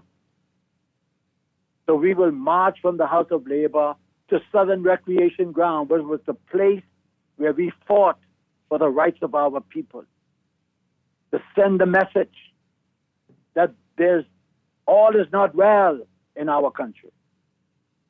And so those of us with the guts to stand up and to fight that have been victimized and blacklisted, we will continue to do that for justice. Yes. And so I just want to encourage you, my brother. You know, thank you. The race is not for the swift, but for those who can endure until the end. Absolutely. Thank you so very much. Appreciate you, Freddie. Yeah. And like the good man Ahmad said on another show, what the Lord God have for me, ain't no man can take away. So we remain here at the Nassau Guardian, fighting the good fight for the people of the Bahamas, trying to get information out there, trying to hold the people accountable. Poor Dwight Strachan is on this show every morning, early in the morning. I sympathize with him this week. Again, every morning, as that texter reminded me, calling for the Royal Bahamas Police Force to tell us what is going on with that shooting incident that happened with the police officer who was hit by a cutlass. We haven't heard anything. And he continues to beat the drum on that particular situation. And it's not just politicians, you know. Private companies could victimize you too when you talk bad about them and people in general. So we face a lot of stuff here, but we trot on. Let's take this next call. Good morning, caller. Welcome to Morning Blend. Good morning. How are you, man? Good. How are you? Good. I want to join in the discussion on this whole idea of being able to affect getting information into the public domain or getting some level of public accountability, whether it's by way of the commission inquiry or whether it's by way of the press itself in the Bahamas or even private citizens. We all have a role to play in ensuring that some level of accountability takes place in the questionable affairs that happen on a regular basis in the Bahamas. Specifically in this case, recently there was a plane crash that you were talking about earlier, and the many different twists and turns and circumstances surrounding that plane crash, notably the cash that was found on the aircraft, the note that had a reduction, or we learned that the DEA implemented a reduction of that note, and so it's only being referred to as politician number one. I also learned from previous media reports that the Bahamas Consulate General in the United States was denied access to the man What I think we have overlooked in all of this is, as citizens of the Bahamas, as agencies with responsibility for bringing clarity and information to public domain, that as Bahamians, we do have a right and access to the United States Freedom of Information Act, meaning that the media in the Bahamas at this particular point should have filed with the DEA or with the DOJ the necessary freedom of information and demanding that, like any other media in the United States would do or any other citizen, that all records, notes, documents, and any other material that is associated with this incident be released. That is an act that the governor of the Bahamas can carry out. It's an act that Guardian Media can carry out, even me. I intend to do it later on this week, as early as next week. I'm going to file a Freedom of Information request to the various possible government agencies in the United States to see if we can get access to this information. And that is one of the things I'm never aware that a Bahamian media house do when we have these cases. Use what other United States agencies do to get information, because now in this case it's information that affects the Bahamian people. I just thought I'd call in and share that. Yep, appreciate that. Stay tuned. Appreciate that sentiment. Let's take this next call. Good morning, caller. Welcome to Morning Blend. Yes, blessed to all. You know, in news today, right, there's an article about this community farm, right, in Cinnamon, right? Yes. For me, a community farm is a good thing, right? But my issue is that why does it have to be with a partnership with a cruise ship company? You understand? It's like you giving a pencil and taking a pen. Well, the Agricultural Development Organization, I hope I got that right, is sponsored by the cruise company. So that's what I'm saying. That's I have an issue with that. What's right? wrong with that? Yeah, because what the cruise ship is doing to our economy, what they're doing to our nation, you see, it's like they it's like they creating what you call it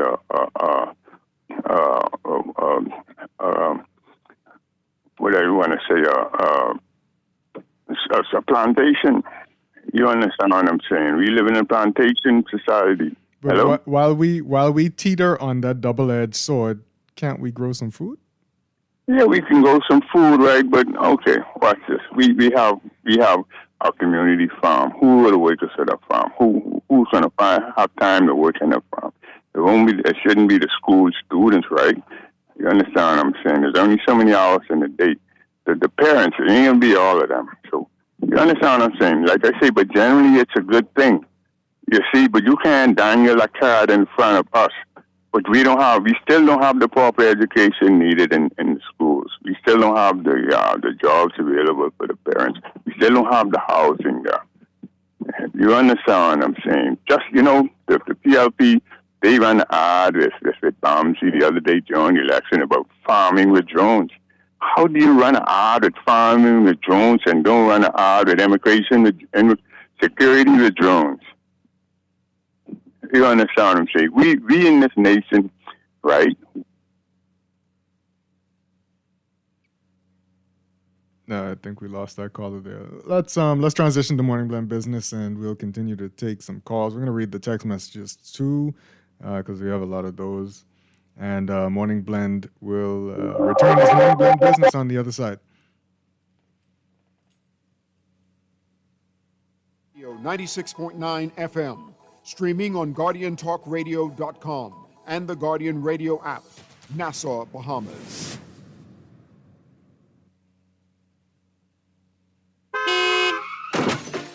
No one likes a fender bender. Oh, man. From a little scratch to a full mashup, NUA Insurance has got you covered with auto insurance tailored to fit your needs and budget. For affordable rates with free on-site accident assistance, visit us online or in branch. And just ask us. NUA Insurance. Ask us because we've got you covered.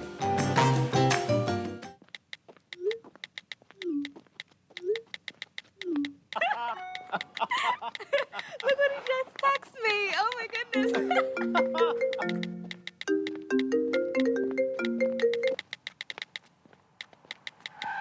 Watch out!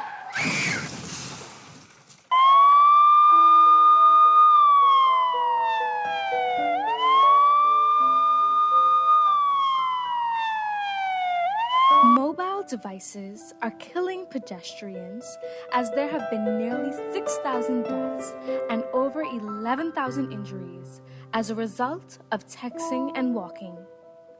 Don't make your next text your last breath.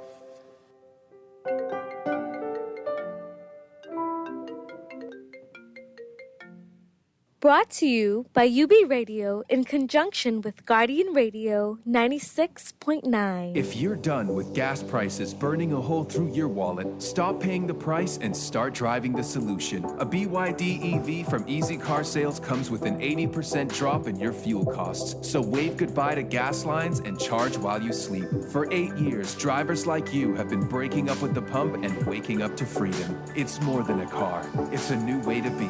It's a BYD. From the one and only authorized dealer in the Bahamas. Visit easy242.com to learn more. This is Guardian Radio 96.9 FM, streaming on GuardianTalkRadio.com and the Guardian Radio app, Nassau, Bahamas. Due to a bumpy ride, snacks and beverage service has been suspended. AC has given us some trouble, sorry folks. And Wi-Fi is out. And so is the entertainment. Yeah, I'm sorry about the smell, folks. We are aware. I know. Just one more quick note. We are going to have to deplane. Come on! We're like the plane ride that isn't a nightmare. CG Atlantic agents and brokers. Good like that. This is Guardian Radio, your station for up-to-the-minute news and intelligent, interactive, and engaging conversations. 96.9 FM. The views and opinions of the hosts and guests are their own and do not necessarily reflect the views of the management and staff of Guardian Radio. Wake up, it's a new day.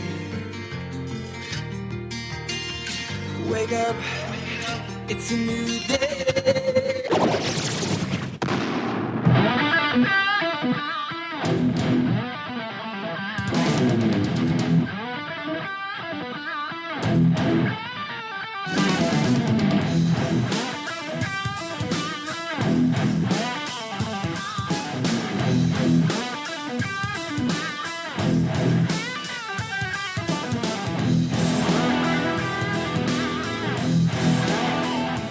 Good morning and welcome back. Welcome to Morning Blend Business here on Guardian Radio 96.9. I'm Chester Robards, filling in for Dwight Strachan.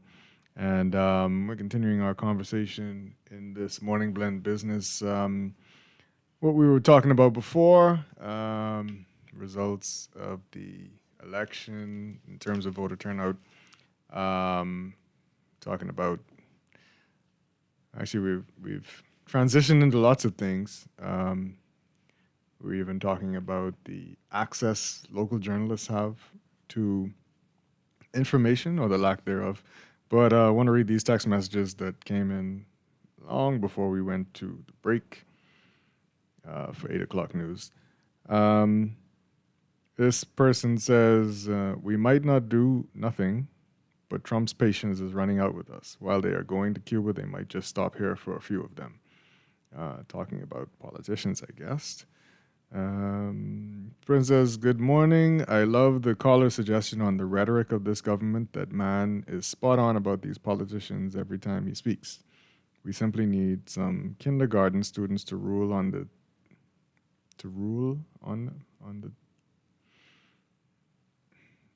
okay, I don't kind of understand what you're saying there. If the politicians are not willing to give Bahamians the true answers, to the essential questions, then I would welcome a commission of inquiry. Look at it this way. Our spent millions and millions of taxpayer money is wasted every year. So why shouldn't we have an inquiry for all these corruptions? Okay. Did Eddie Menace say when his new album will be available for purchase or posted online? I think it's online now. Apple Music, I think you could find it on. Maybe if you search Eddie Menace. If you go buy the book, there's a QR code on it that you can scan.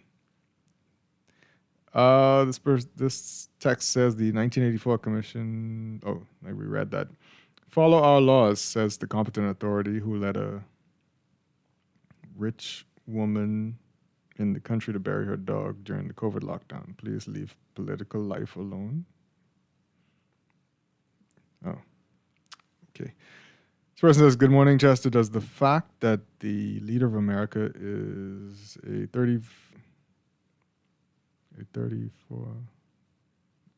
convicted felon change the landscape of things? No, clearly not.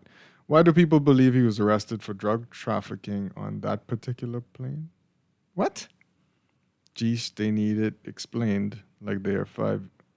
Oh, okay. Why do people believe he was arrested for trafficking drugs on that particular plane? Geesh, they need it explained like they're 5 years old. Slow, man, just slow. Okay, I got you.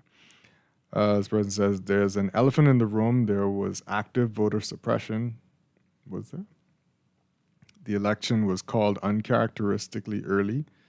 The register closed 3 days after, and there was massive chaos, planned or not. Who knows?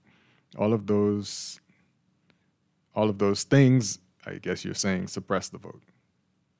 In the run-up to election, there was the specter of a heat wave, knowledge of persons falling out at the advance polls with expectation of more disorganization. This discouraged voters and piled on the problem. That's interesting. When we were out there during election day, we asked people if they were concerned about the fact that there might be confusion at the polls, and if that and most people were concerned that there might have been, but those people still came out. But again, as you said, how many people didn't come out because they were afraid that there might be mass confusion? This person says, Alexa, play You and Me Against the World because our government has abandoned us. Everyone pleading the fifth or no comment. Government is busy circling the wagon. Oh, boy. This text message, Bahamians have this interesting ability. We can get 2% information, then draw 210% of story. We could never just say, like I heard.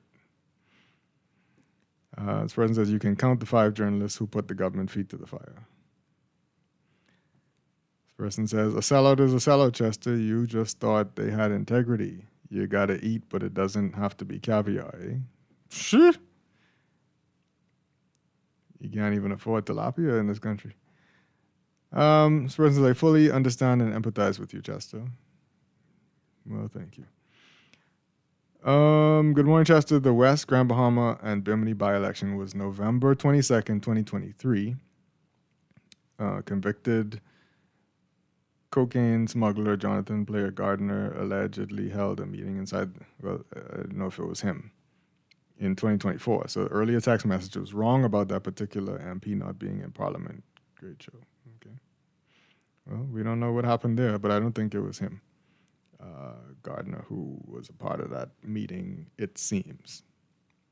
This person says, I give up, buddy. We are getting replaced, and there is nothing we can do about it. I'm going to work now where I am outnumbered by foreigners. All industries will be like mine in 20 years. Today for me, but tomorrow for you. Wow. Wow. Chester, good morning. I remember asking a reporter when he was questioning a politician, why did he ask him a tough question? Oh, why didn't you mean? Chester, good morning. I remember asking a reporter when he was questioning a politician why he didn't ask him a tough question. His reply, quote, I have to live here. The reporter should have said no comment. Good morning, Chester. Thank you for letting your callers speak without interrupting. Can you explain to me how an airplane can leave Abaco for Grand Bahama and end up in U.S. waters? I cannot explain that to you. I don't know if it was the life raft that eventually ended up in U.S. waters. I don't know. This person says, Chester, what you said regarding journalists and journalism in the Bahamas is truthful and honest. Kudos to you for saying that. A lot of people in the general public don't know the details of what you said.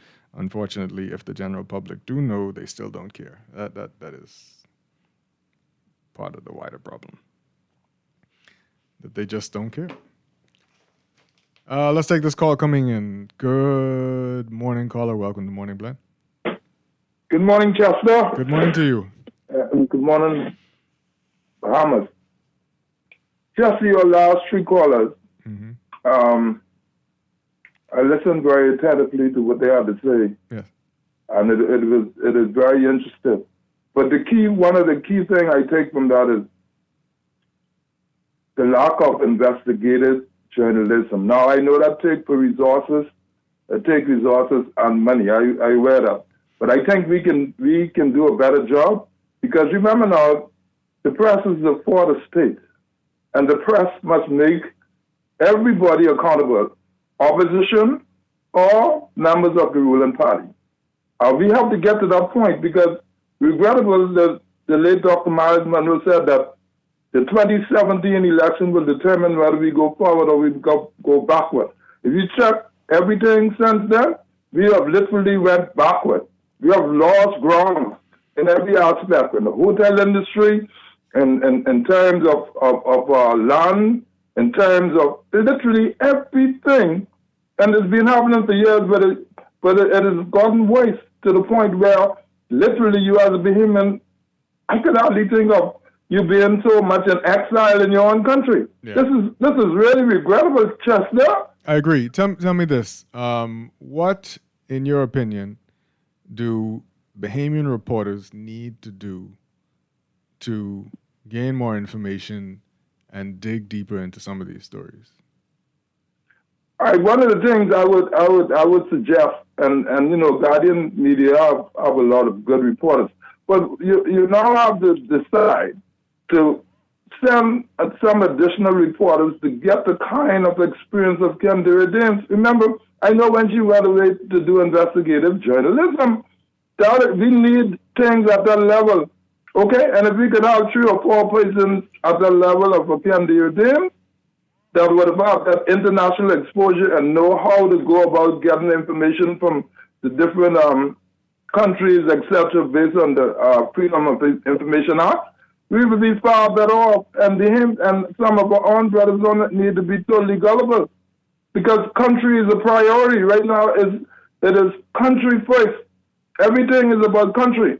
What has happened to us in recent time and over in the 80s? We've gone right back to an era that we could never be proud of, Chester. Never be proud of the 1980s. Yeah. And that is so regrettable. This is 2026. So literally we went backward. Our labor laws need to be amended to affect the ever-changing times. We live on the cutting edge of technology, and we've got to do some things that make sense. Our immigration is a total mess. When you have the passport officer, when he was on Beyond the Headlines several times, and he tried to make mention of those institutes, immigration and NIB and the other institutes. Those institutes need to be a forensic audit. We need to know what has happened over the years, not one particular administration. We need to know, Chester, because we don't know who we have in our country, and there are two things that are linked with each other: immigration and crime. That they are linked. Anytime you find someone on some immigration matter, you check for it, they're involved in some criminality. We need to take this serious, Chester. We need to take this serious. All Bahamians who are listening to the song of my voice, take this serious. There must be a priority. And I'm asking the Prime Minister, after his communication on Wednesday, to address the Bahamian people on that matter that happened on election day. No, that is the only time frame he's allowed right now, is to, after his communication, budget communication on Wednesday, he needs to tell us what has based on what he know would have transpired, because this can't go any further, Chester. It's regrettable that we are where we are today. Yes. Thank you. Thank you. Appreciate it. It is absolutely regrettable. Absolutely. Another text message coming in. Chester, how about an independent body of journalists starting their own news media outlet? Send the funding. We'll get it done for you. This person asks, Chester, do journalists take an oath? No, we do not. We do not take an oath. But if you go to journalism school, a good journalism school is drilled into you that you always protect your sources, even unto the threat of going to prison.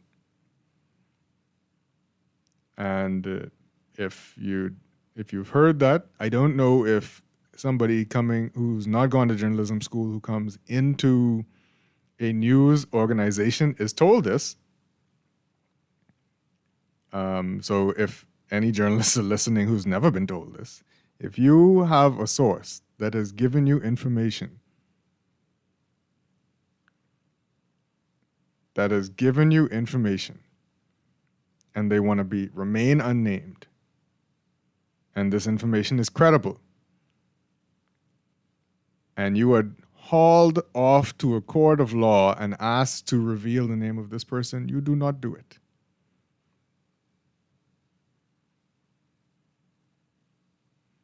You do not do it. And again, if the information is credible, you have nothing to worry about for the most part. Because typically that kind of information would cause more harm than good if this case ends up in court to try and pull the name out of you. And typically newspapers have really good lawyers who will not allow their journalists to be locked up. I think O.B. Wilshcombe was in a situation like that at some point in his life, and he never revealed the name of the source. So again, we'd have some good journalists. We need sources, though. Hello. We need sources who could put us in that position and give us credible information. All good journalists always looking for a good source, eh? Hint, hint. This person, text message, I do not buy that everybody or even the majority of people who did not show were apathetic. How many times was it reported that people gave up and left the registration line after 4 and 5 hour waits? Those people were on the register at their old address but unable to vote. This election, the early call, disorganization, and vote buying was like no other in history.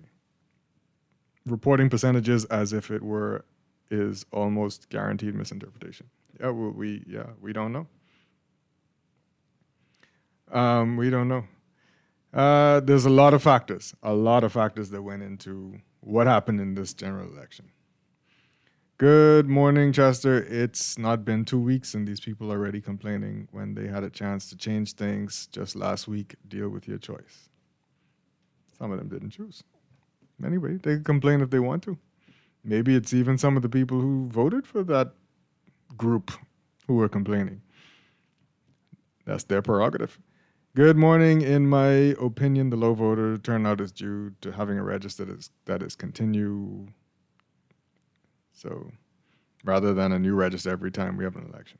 Okay, so you think the problem is the permanent register. All right. Let's take some more calls coming in. Good morning, caller. Welcome to Morning Blend. Yes, good morning. Hello? Yeah, turn the radio down for us. Yeah, just too much gesturing going on, you know what I mean? So, Gardner highlighted a very serious thing. The last call, I loved what he was saying. And so I saw an article sometime a day ago, whatever, was say they will deal with immigration, right? But Gardner highlighted the gesturing in that you can use these, with technological advancement, they can use drones. Like I always said on the radio before, technological advancement to enhance the immigration fighting problem that we have, right? And then don't forget, people arrive and they're still here. So you need rigorous law enforcement post-arrival, our survival, right?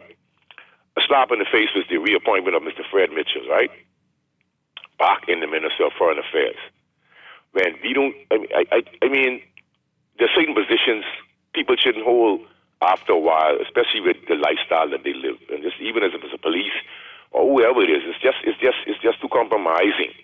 You know, we've heard all type of stories, but for me, right, I don't want to comment as to why the low were in the turnout. The people that suffer the burnout, but the history, remember now, history is not given to you on a platter.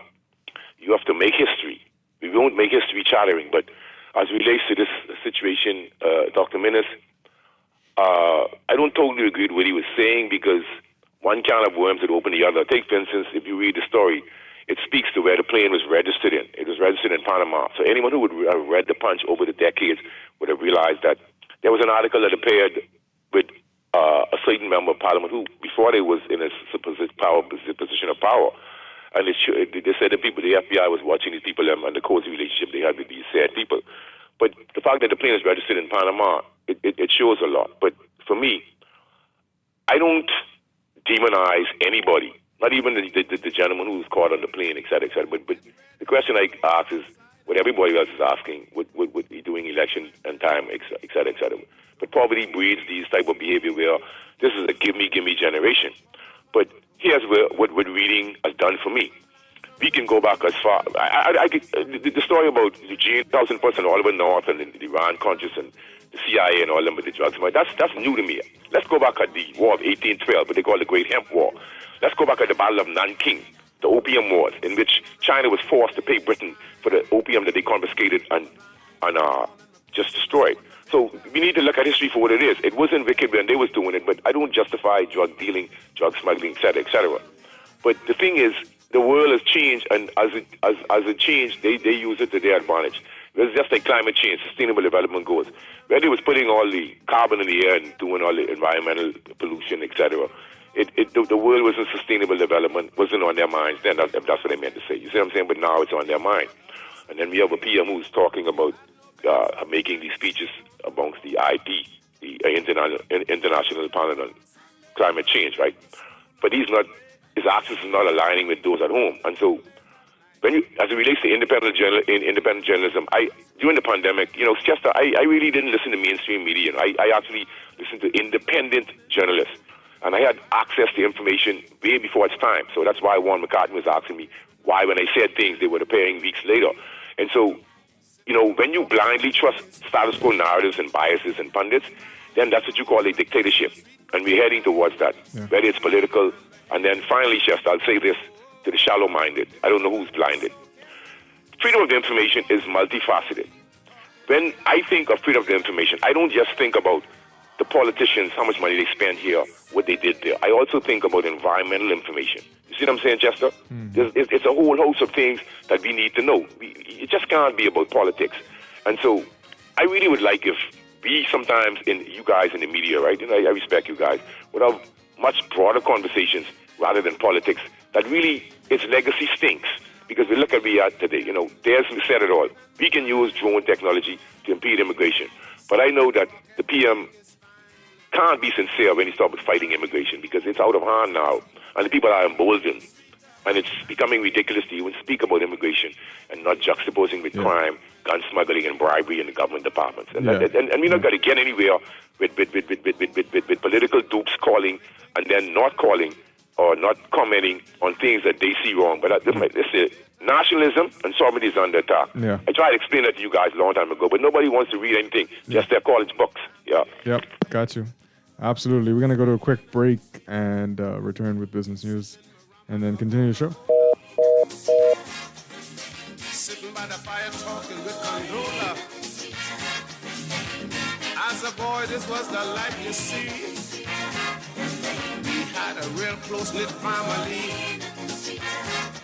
Now you know Con Charlie them, Auntie Fanny them, and Con Claddy on them. Them old people we used to be sitting around the fire heart in the evening time, having one heck of a good time, let me tell you. That was what was happening them days. That island life was saying something. Planning for retirement can be overwhelming, but with CFAL, it doesn't have to be. We offer tailor-made individual, group, and pension solutions that take the guesswork out of retirement planning. Whether it's for you or your company, don't leave your future to chance and let the trusted hands of CFAL's experts guide you toward peace of mind and financial stability.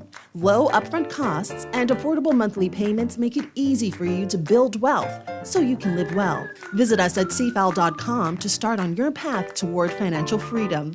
CFAL, growing wealth for future generations. When it comes to hearts at Cleveland Clinic, you can't miss a beat. You seek the best care possible, work with the brightest minds, and leave no stone unturned to get to the heart of the matter. Because understanding is always the first step to overcoming. For every heart in the world, see how we're advancing the future of heart care at Cleveland Clinic today. We heard you. Due to the request for more time, the Tourism Development Corporation is extending the Student Innovation Pitch Competition. Final application deadline, May 23rd. Competition date, now June 6th at Bahama Convention Center. If your age is 10 to 18 with a business idea, invention, or vision for the Bahamas, this is your moment. Green economy, blue economy, orange economy, up to $50,000 in grants up for grabs. Out Island youth, we need you in on this too. The Tourism Development Corporation wants to support you and our future. At CFAL, we understand that a secure future is the greatest gift you can give your employees. That's why our tailor-made group pension solutions are designed to fit the needs of both large and small companies. With CFAL, you can provide the retirement you and your employees deserve, ensuring peace of mind and financial stability for years to come. Join the many businesses that have already entrusted CFAL to create the right pension plan for their employees, and let us help you build a brighter future for your team. Visit us at cfal.com to get started on building wealth so you can live well. CFAL, growing wealth for future generations. CFAL is a proud sponsor of Team Bahamas for the 2026 Carifta Games. This is Guardian Radio 96.9 FM, streaming on GuardianTalkRadio.com and the Guardian Radio app, Nassau, Bahamas.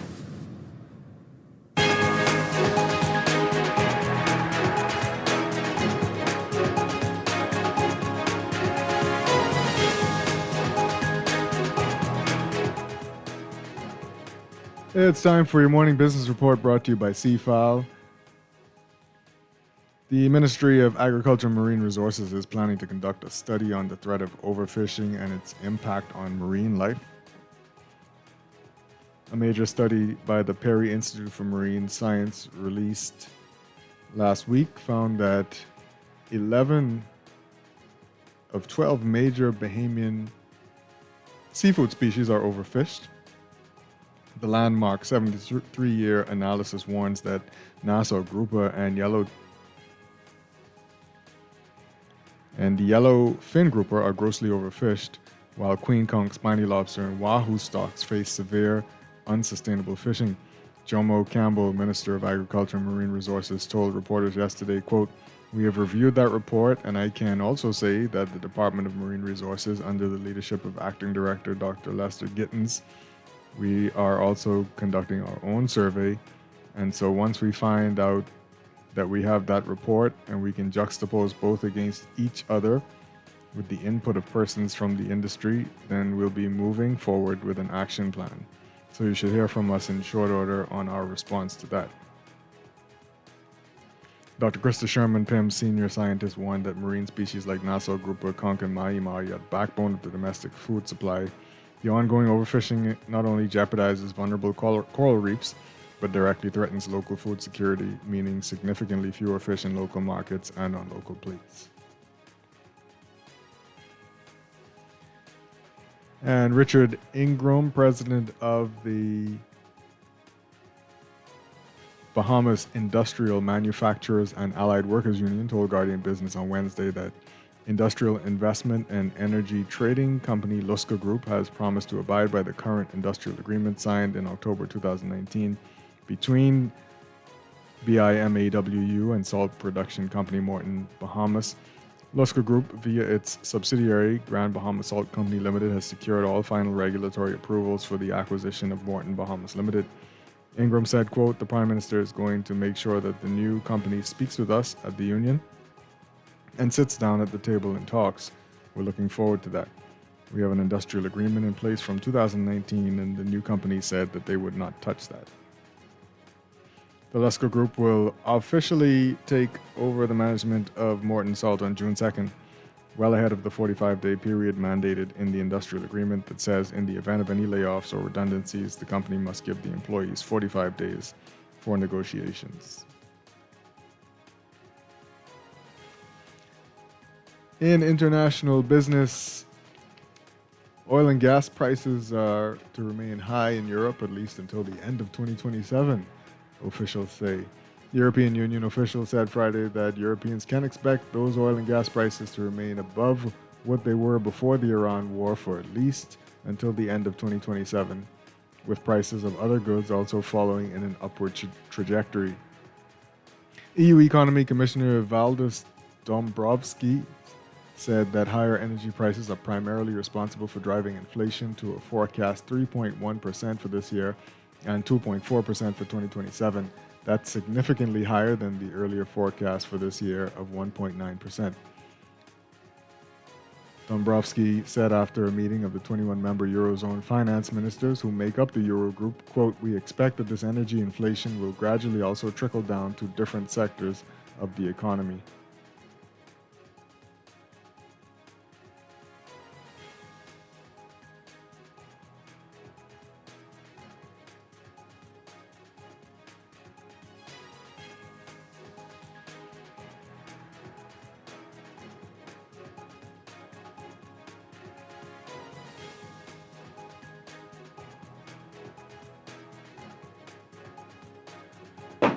And that's your morning business report brought to you by CFAO, growing wealth for future generations.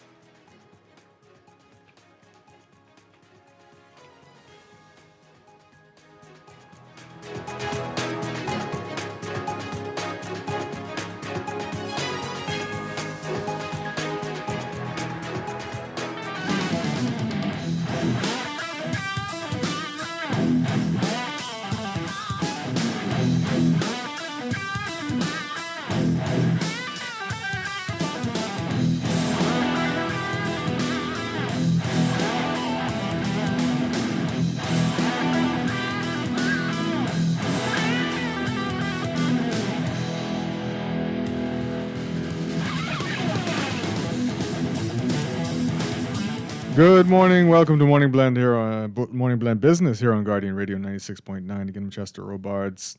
Rounding out the show, let's read some more of your text messages. This says Guardian needs to establish a mechanism for sources to be anonymous.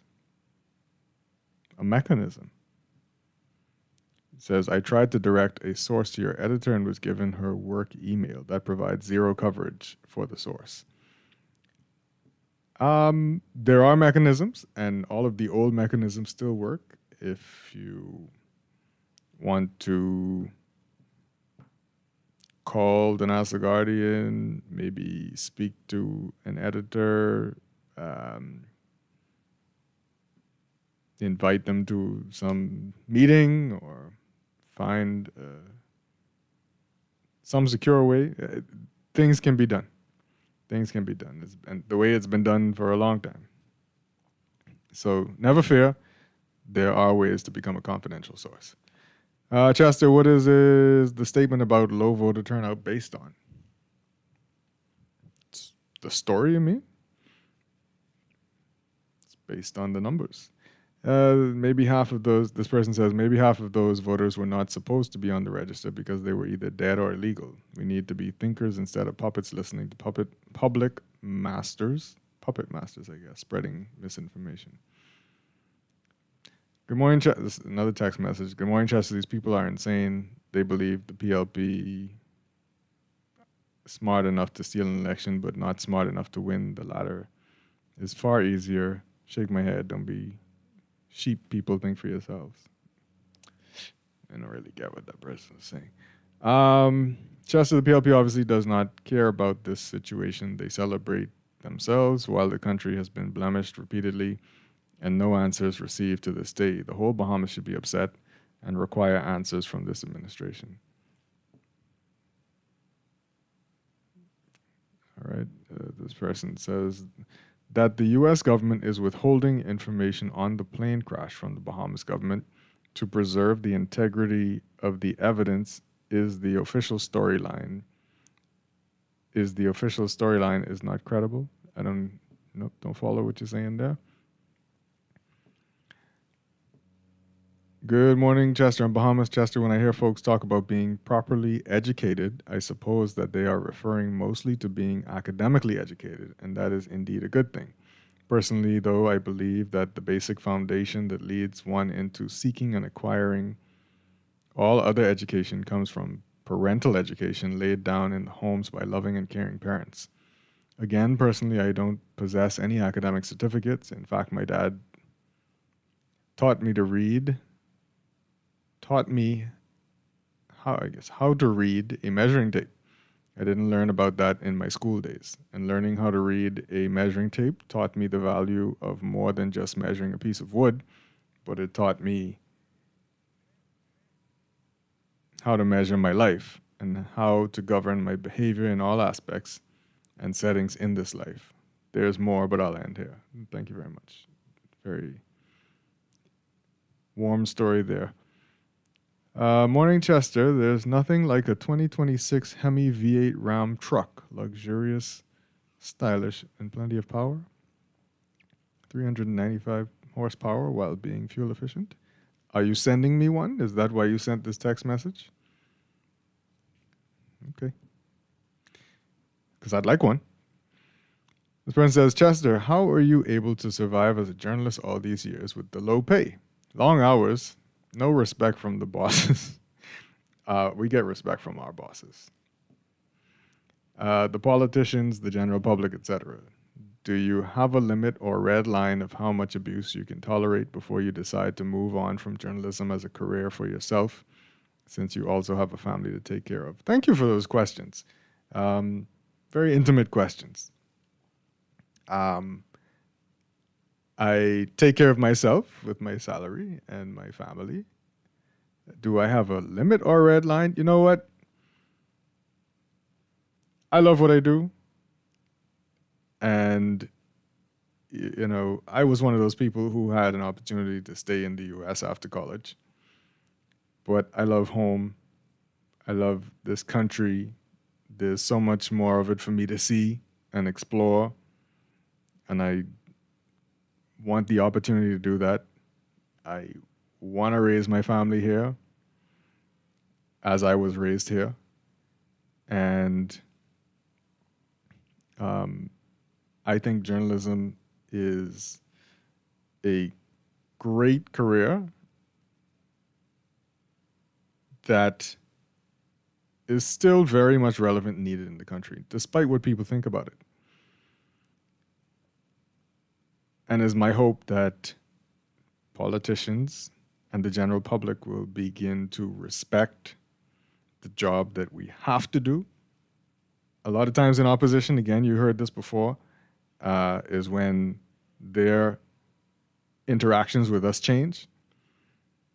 But when they're in government, whoa, mama, it's much different. So, but I am ever hopeful that we will change this country. That this small group of Bahamians will be put first in their country, that they will be able to survive and have fruitful lives in this country, afford to live here, because it feels right now that the only people who can afford to live here don't look like us. That can afford to build on property don't look like us.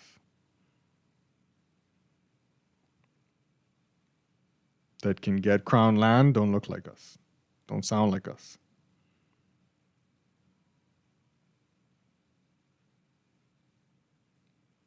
And it saddens me on a daily basis.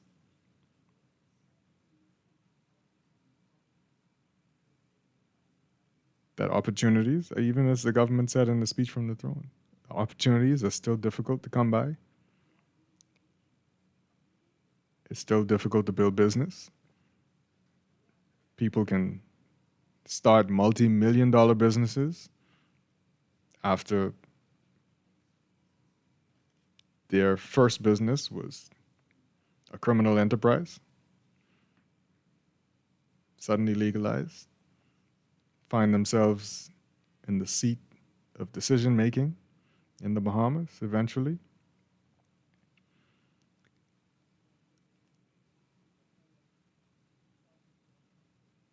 It's not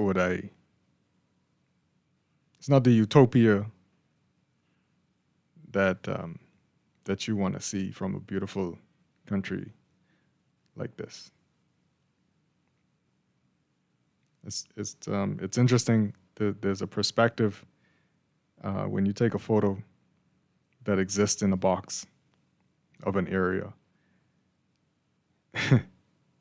Just think about it. You take a photo of an area and it exists in a box and you're like, that looks so amazing. I'd like to go there.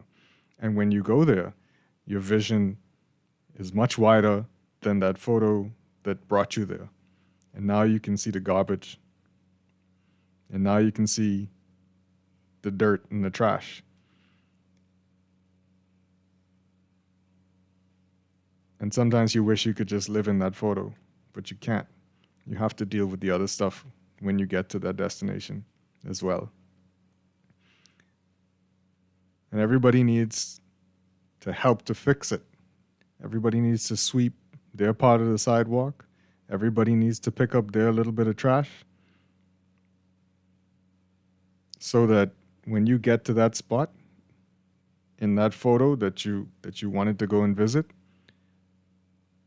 that it looks closer to what existed in that box.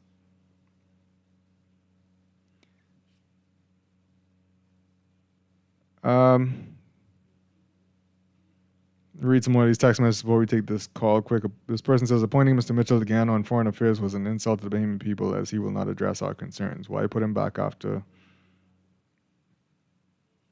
Okay, I don't know what you're talking about there. This person says, I literally thought Dwight had left to be the director of local government.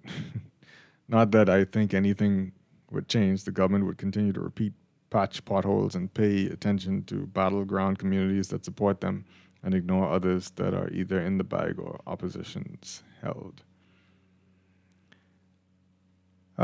This person says, Chester, you had an opportunity to stay in the great U.S. after college, but chose to come back to this third world country. Wow, we are prisoners of our own decisions. I'm not a prisoner. I am not a prisoner in this country. Believe you me.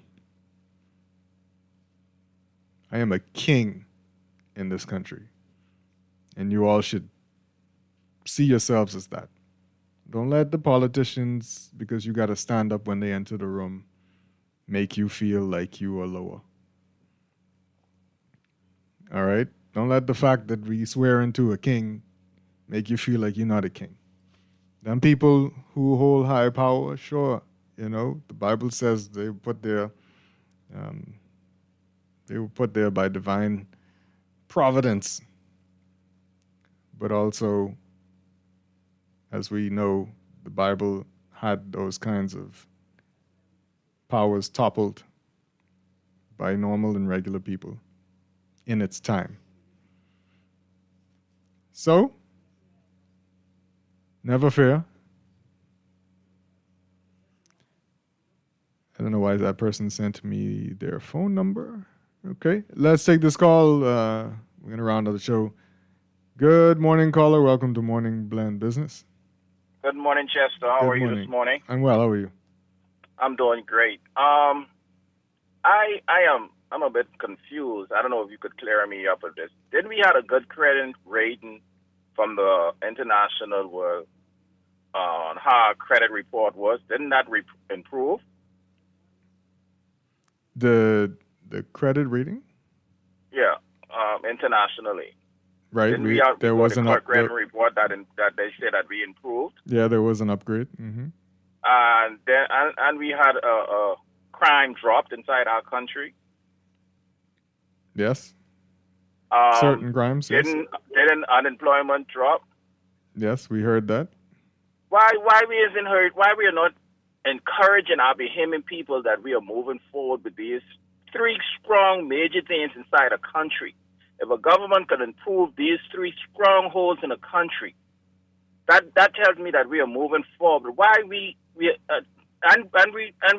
and immigration, this government had sent back the majority of illegal immigrants inside any government in our country. No, I don't know about that. This is what is being said. Now, I'm trying to figure out if these things is happening in our country, why are we so focused on the negative and not promoting the positive? We have to talk about the positive sometime, not just the negative. As a whole country, whether we like it or not, we have to say something that is going good in our country because people still wants to come in our country. How do you know about those positive things? That I you heard just it on the mentioned? radio. We talked about it then. Yes. Okay. So this is why I'm trying to not really the radio stations, but people out there in different parties. Let me tell you something. This election, I volunteered to help out at the polls. I wanted experience in that, and it was during the same time, and they said, "Oh, they're going to PLP trying to do this to this, the other thing, and we're going to call these people over to watch." Do you know when I took a lesson on how things are run when it comes down to election and voting? Mm-hmm. When I saw how much I have to go into before a person cast the first vote, I felt more secure. I felt more secure knowing that what we have to go through to make sure we have a safe election inside this country. I could agree with what Ingram said in the past. Mm-hmm. I felt comfortable. All them naysayers with the coalition and stuff, I wasn't bothered by that. Yeah. And I feel that I was talking to some friends of mine at work, and I told them, more people need to be educated in this because a lot of people is prey of people's ignorance. Yeah. Sad to say. And you know what that person tells me? He said, ain't no need for that. 95% of Bahamian people, they ain't comprehend and they ain't into that. And I was highly disappointed in that. Mm. And this is how people think. And he had the next person that agreed with him. Yeah. And sad to say, when we talking about low election turnout, we all should be ashamed. We all should be ashamed in the Bahamas for low turnout because it's all of our responsibility to teach one, help one, to understand how our country runs and the safety of our country, not just the government. It's not just the government responsibility to bring our schools out of the Stone Age. Mm-hmm, mm-hmm. In the United States, they raise trillions of dollars. In the United States government don't support the public schools 100%. Yeah. And our Bahamian people, they don't want to help raise contribution for our schools, even though they rent there and the children goes there. Yeah. And they still blame it, say the government have to do this and the government have to do that. But they don't help raise, they don't go into school and help raise funds. Yeah, but I appreciate the call. We got to wrap up the show. My good friend Aaron Green is right there looking at me through the window. So, appreciate your calls and text messages today. This person asking, would you tell a student today studying in high school to look into becoming a journalist? I would. I definitely would. I would say that. So, that's our show for today. It was a pleasure being with you this week. I think Dwight is back next week. On the Clock with Aaron Green is up next. Be good to each other. God bless you all. God bless the Commonwealth of the Bahamas. Thank you so much. Have a great day.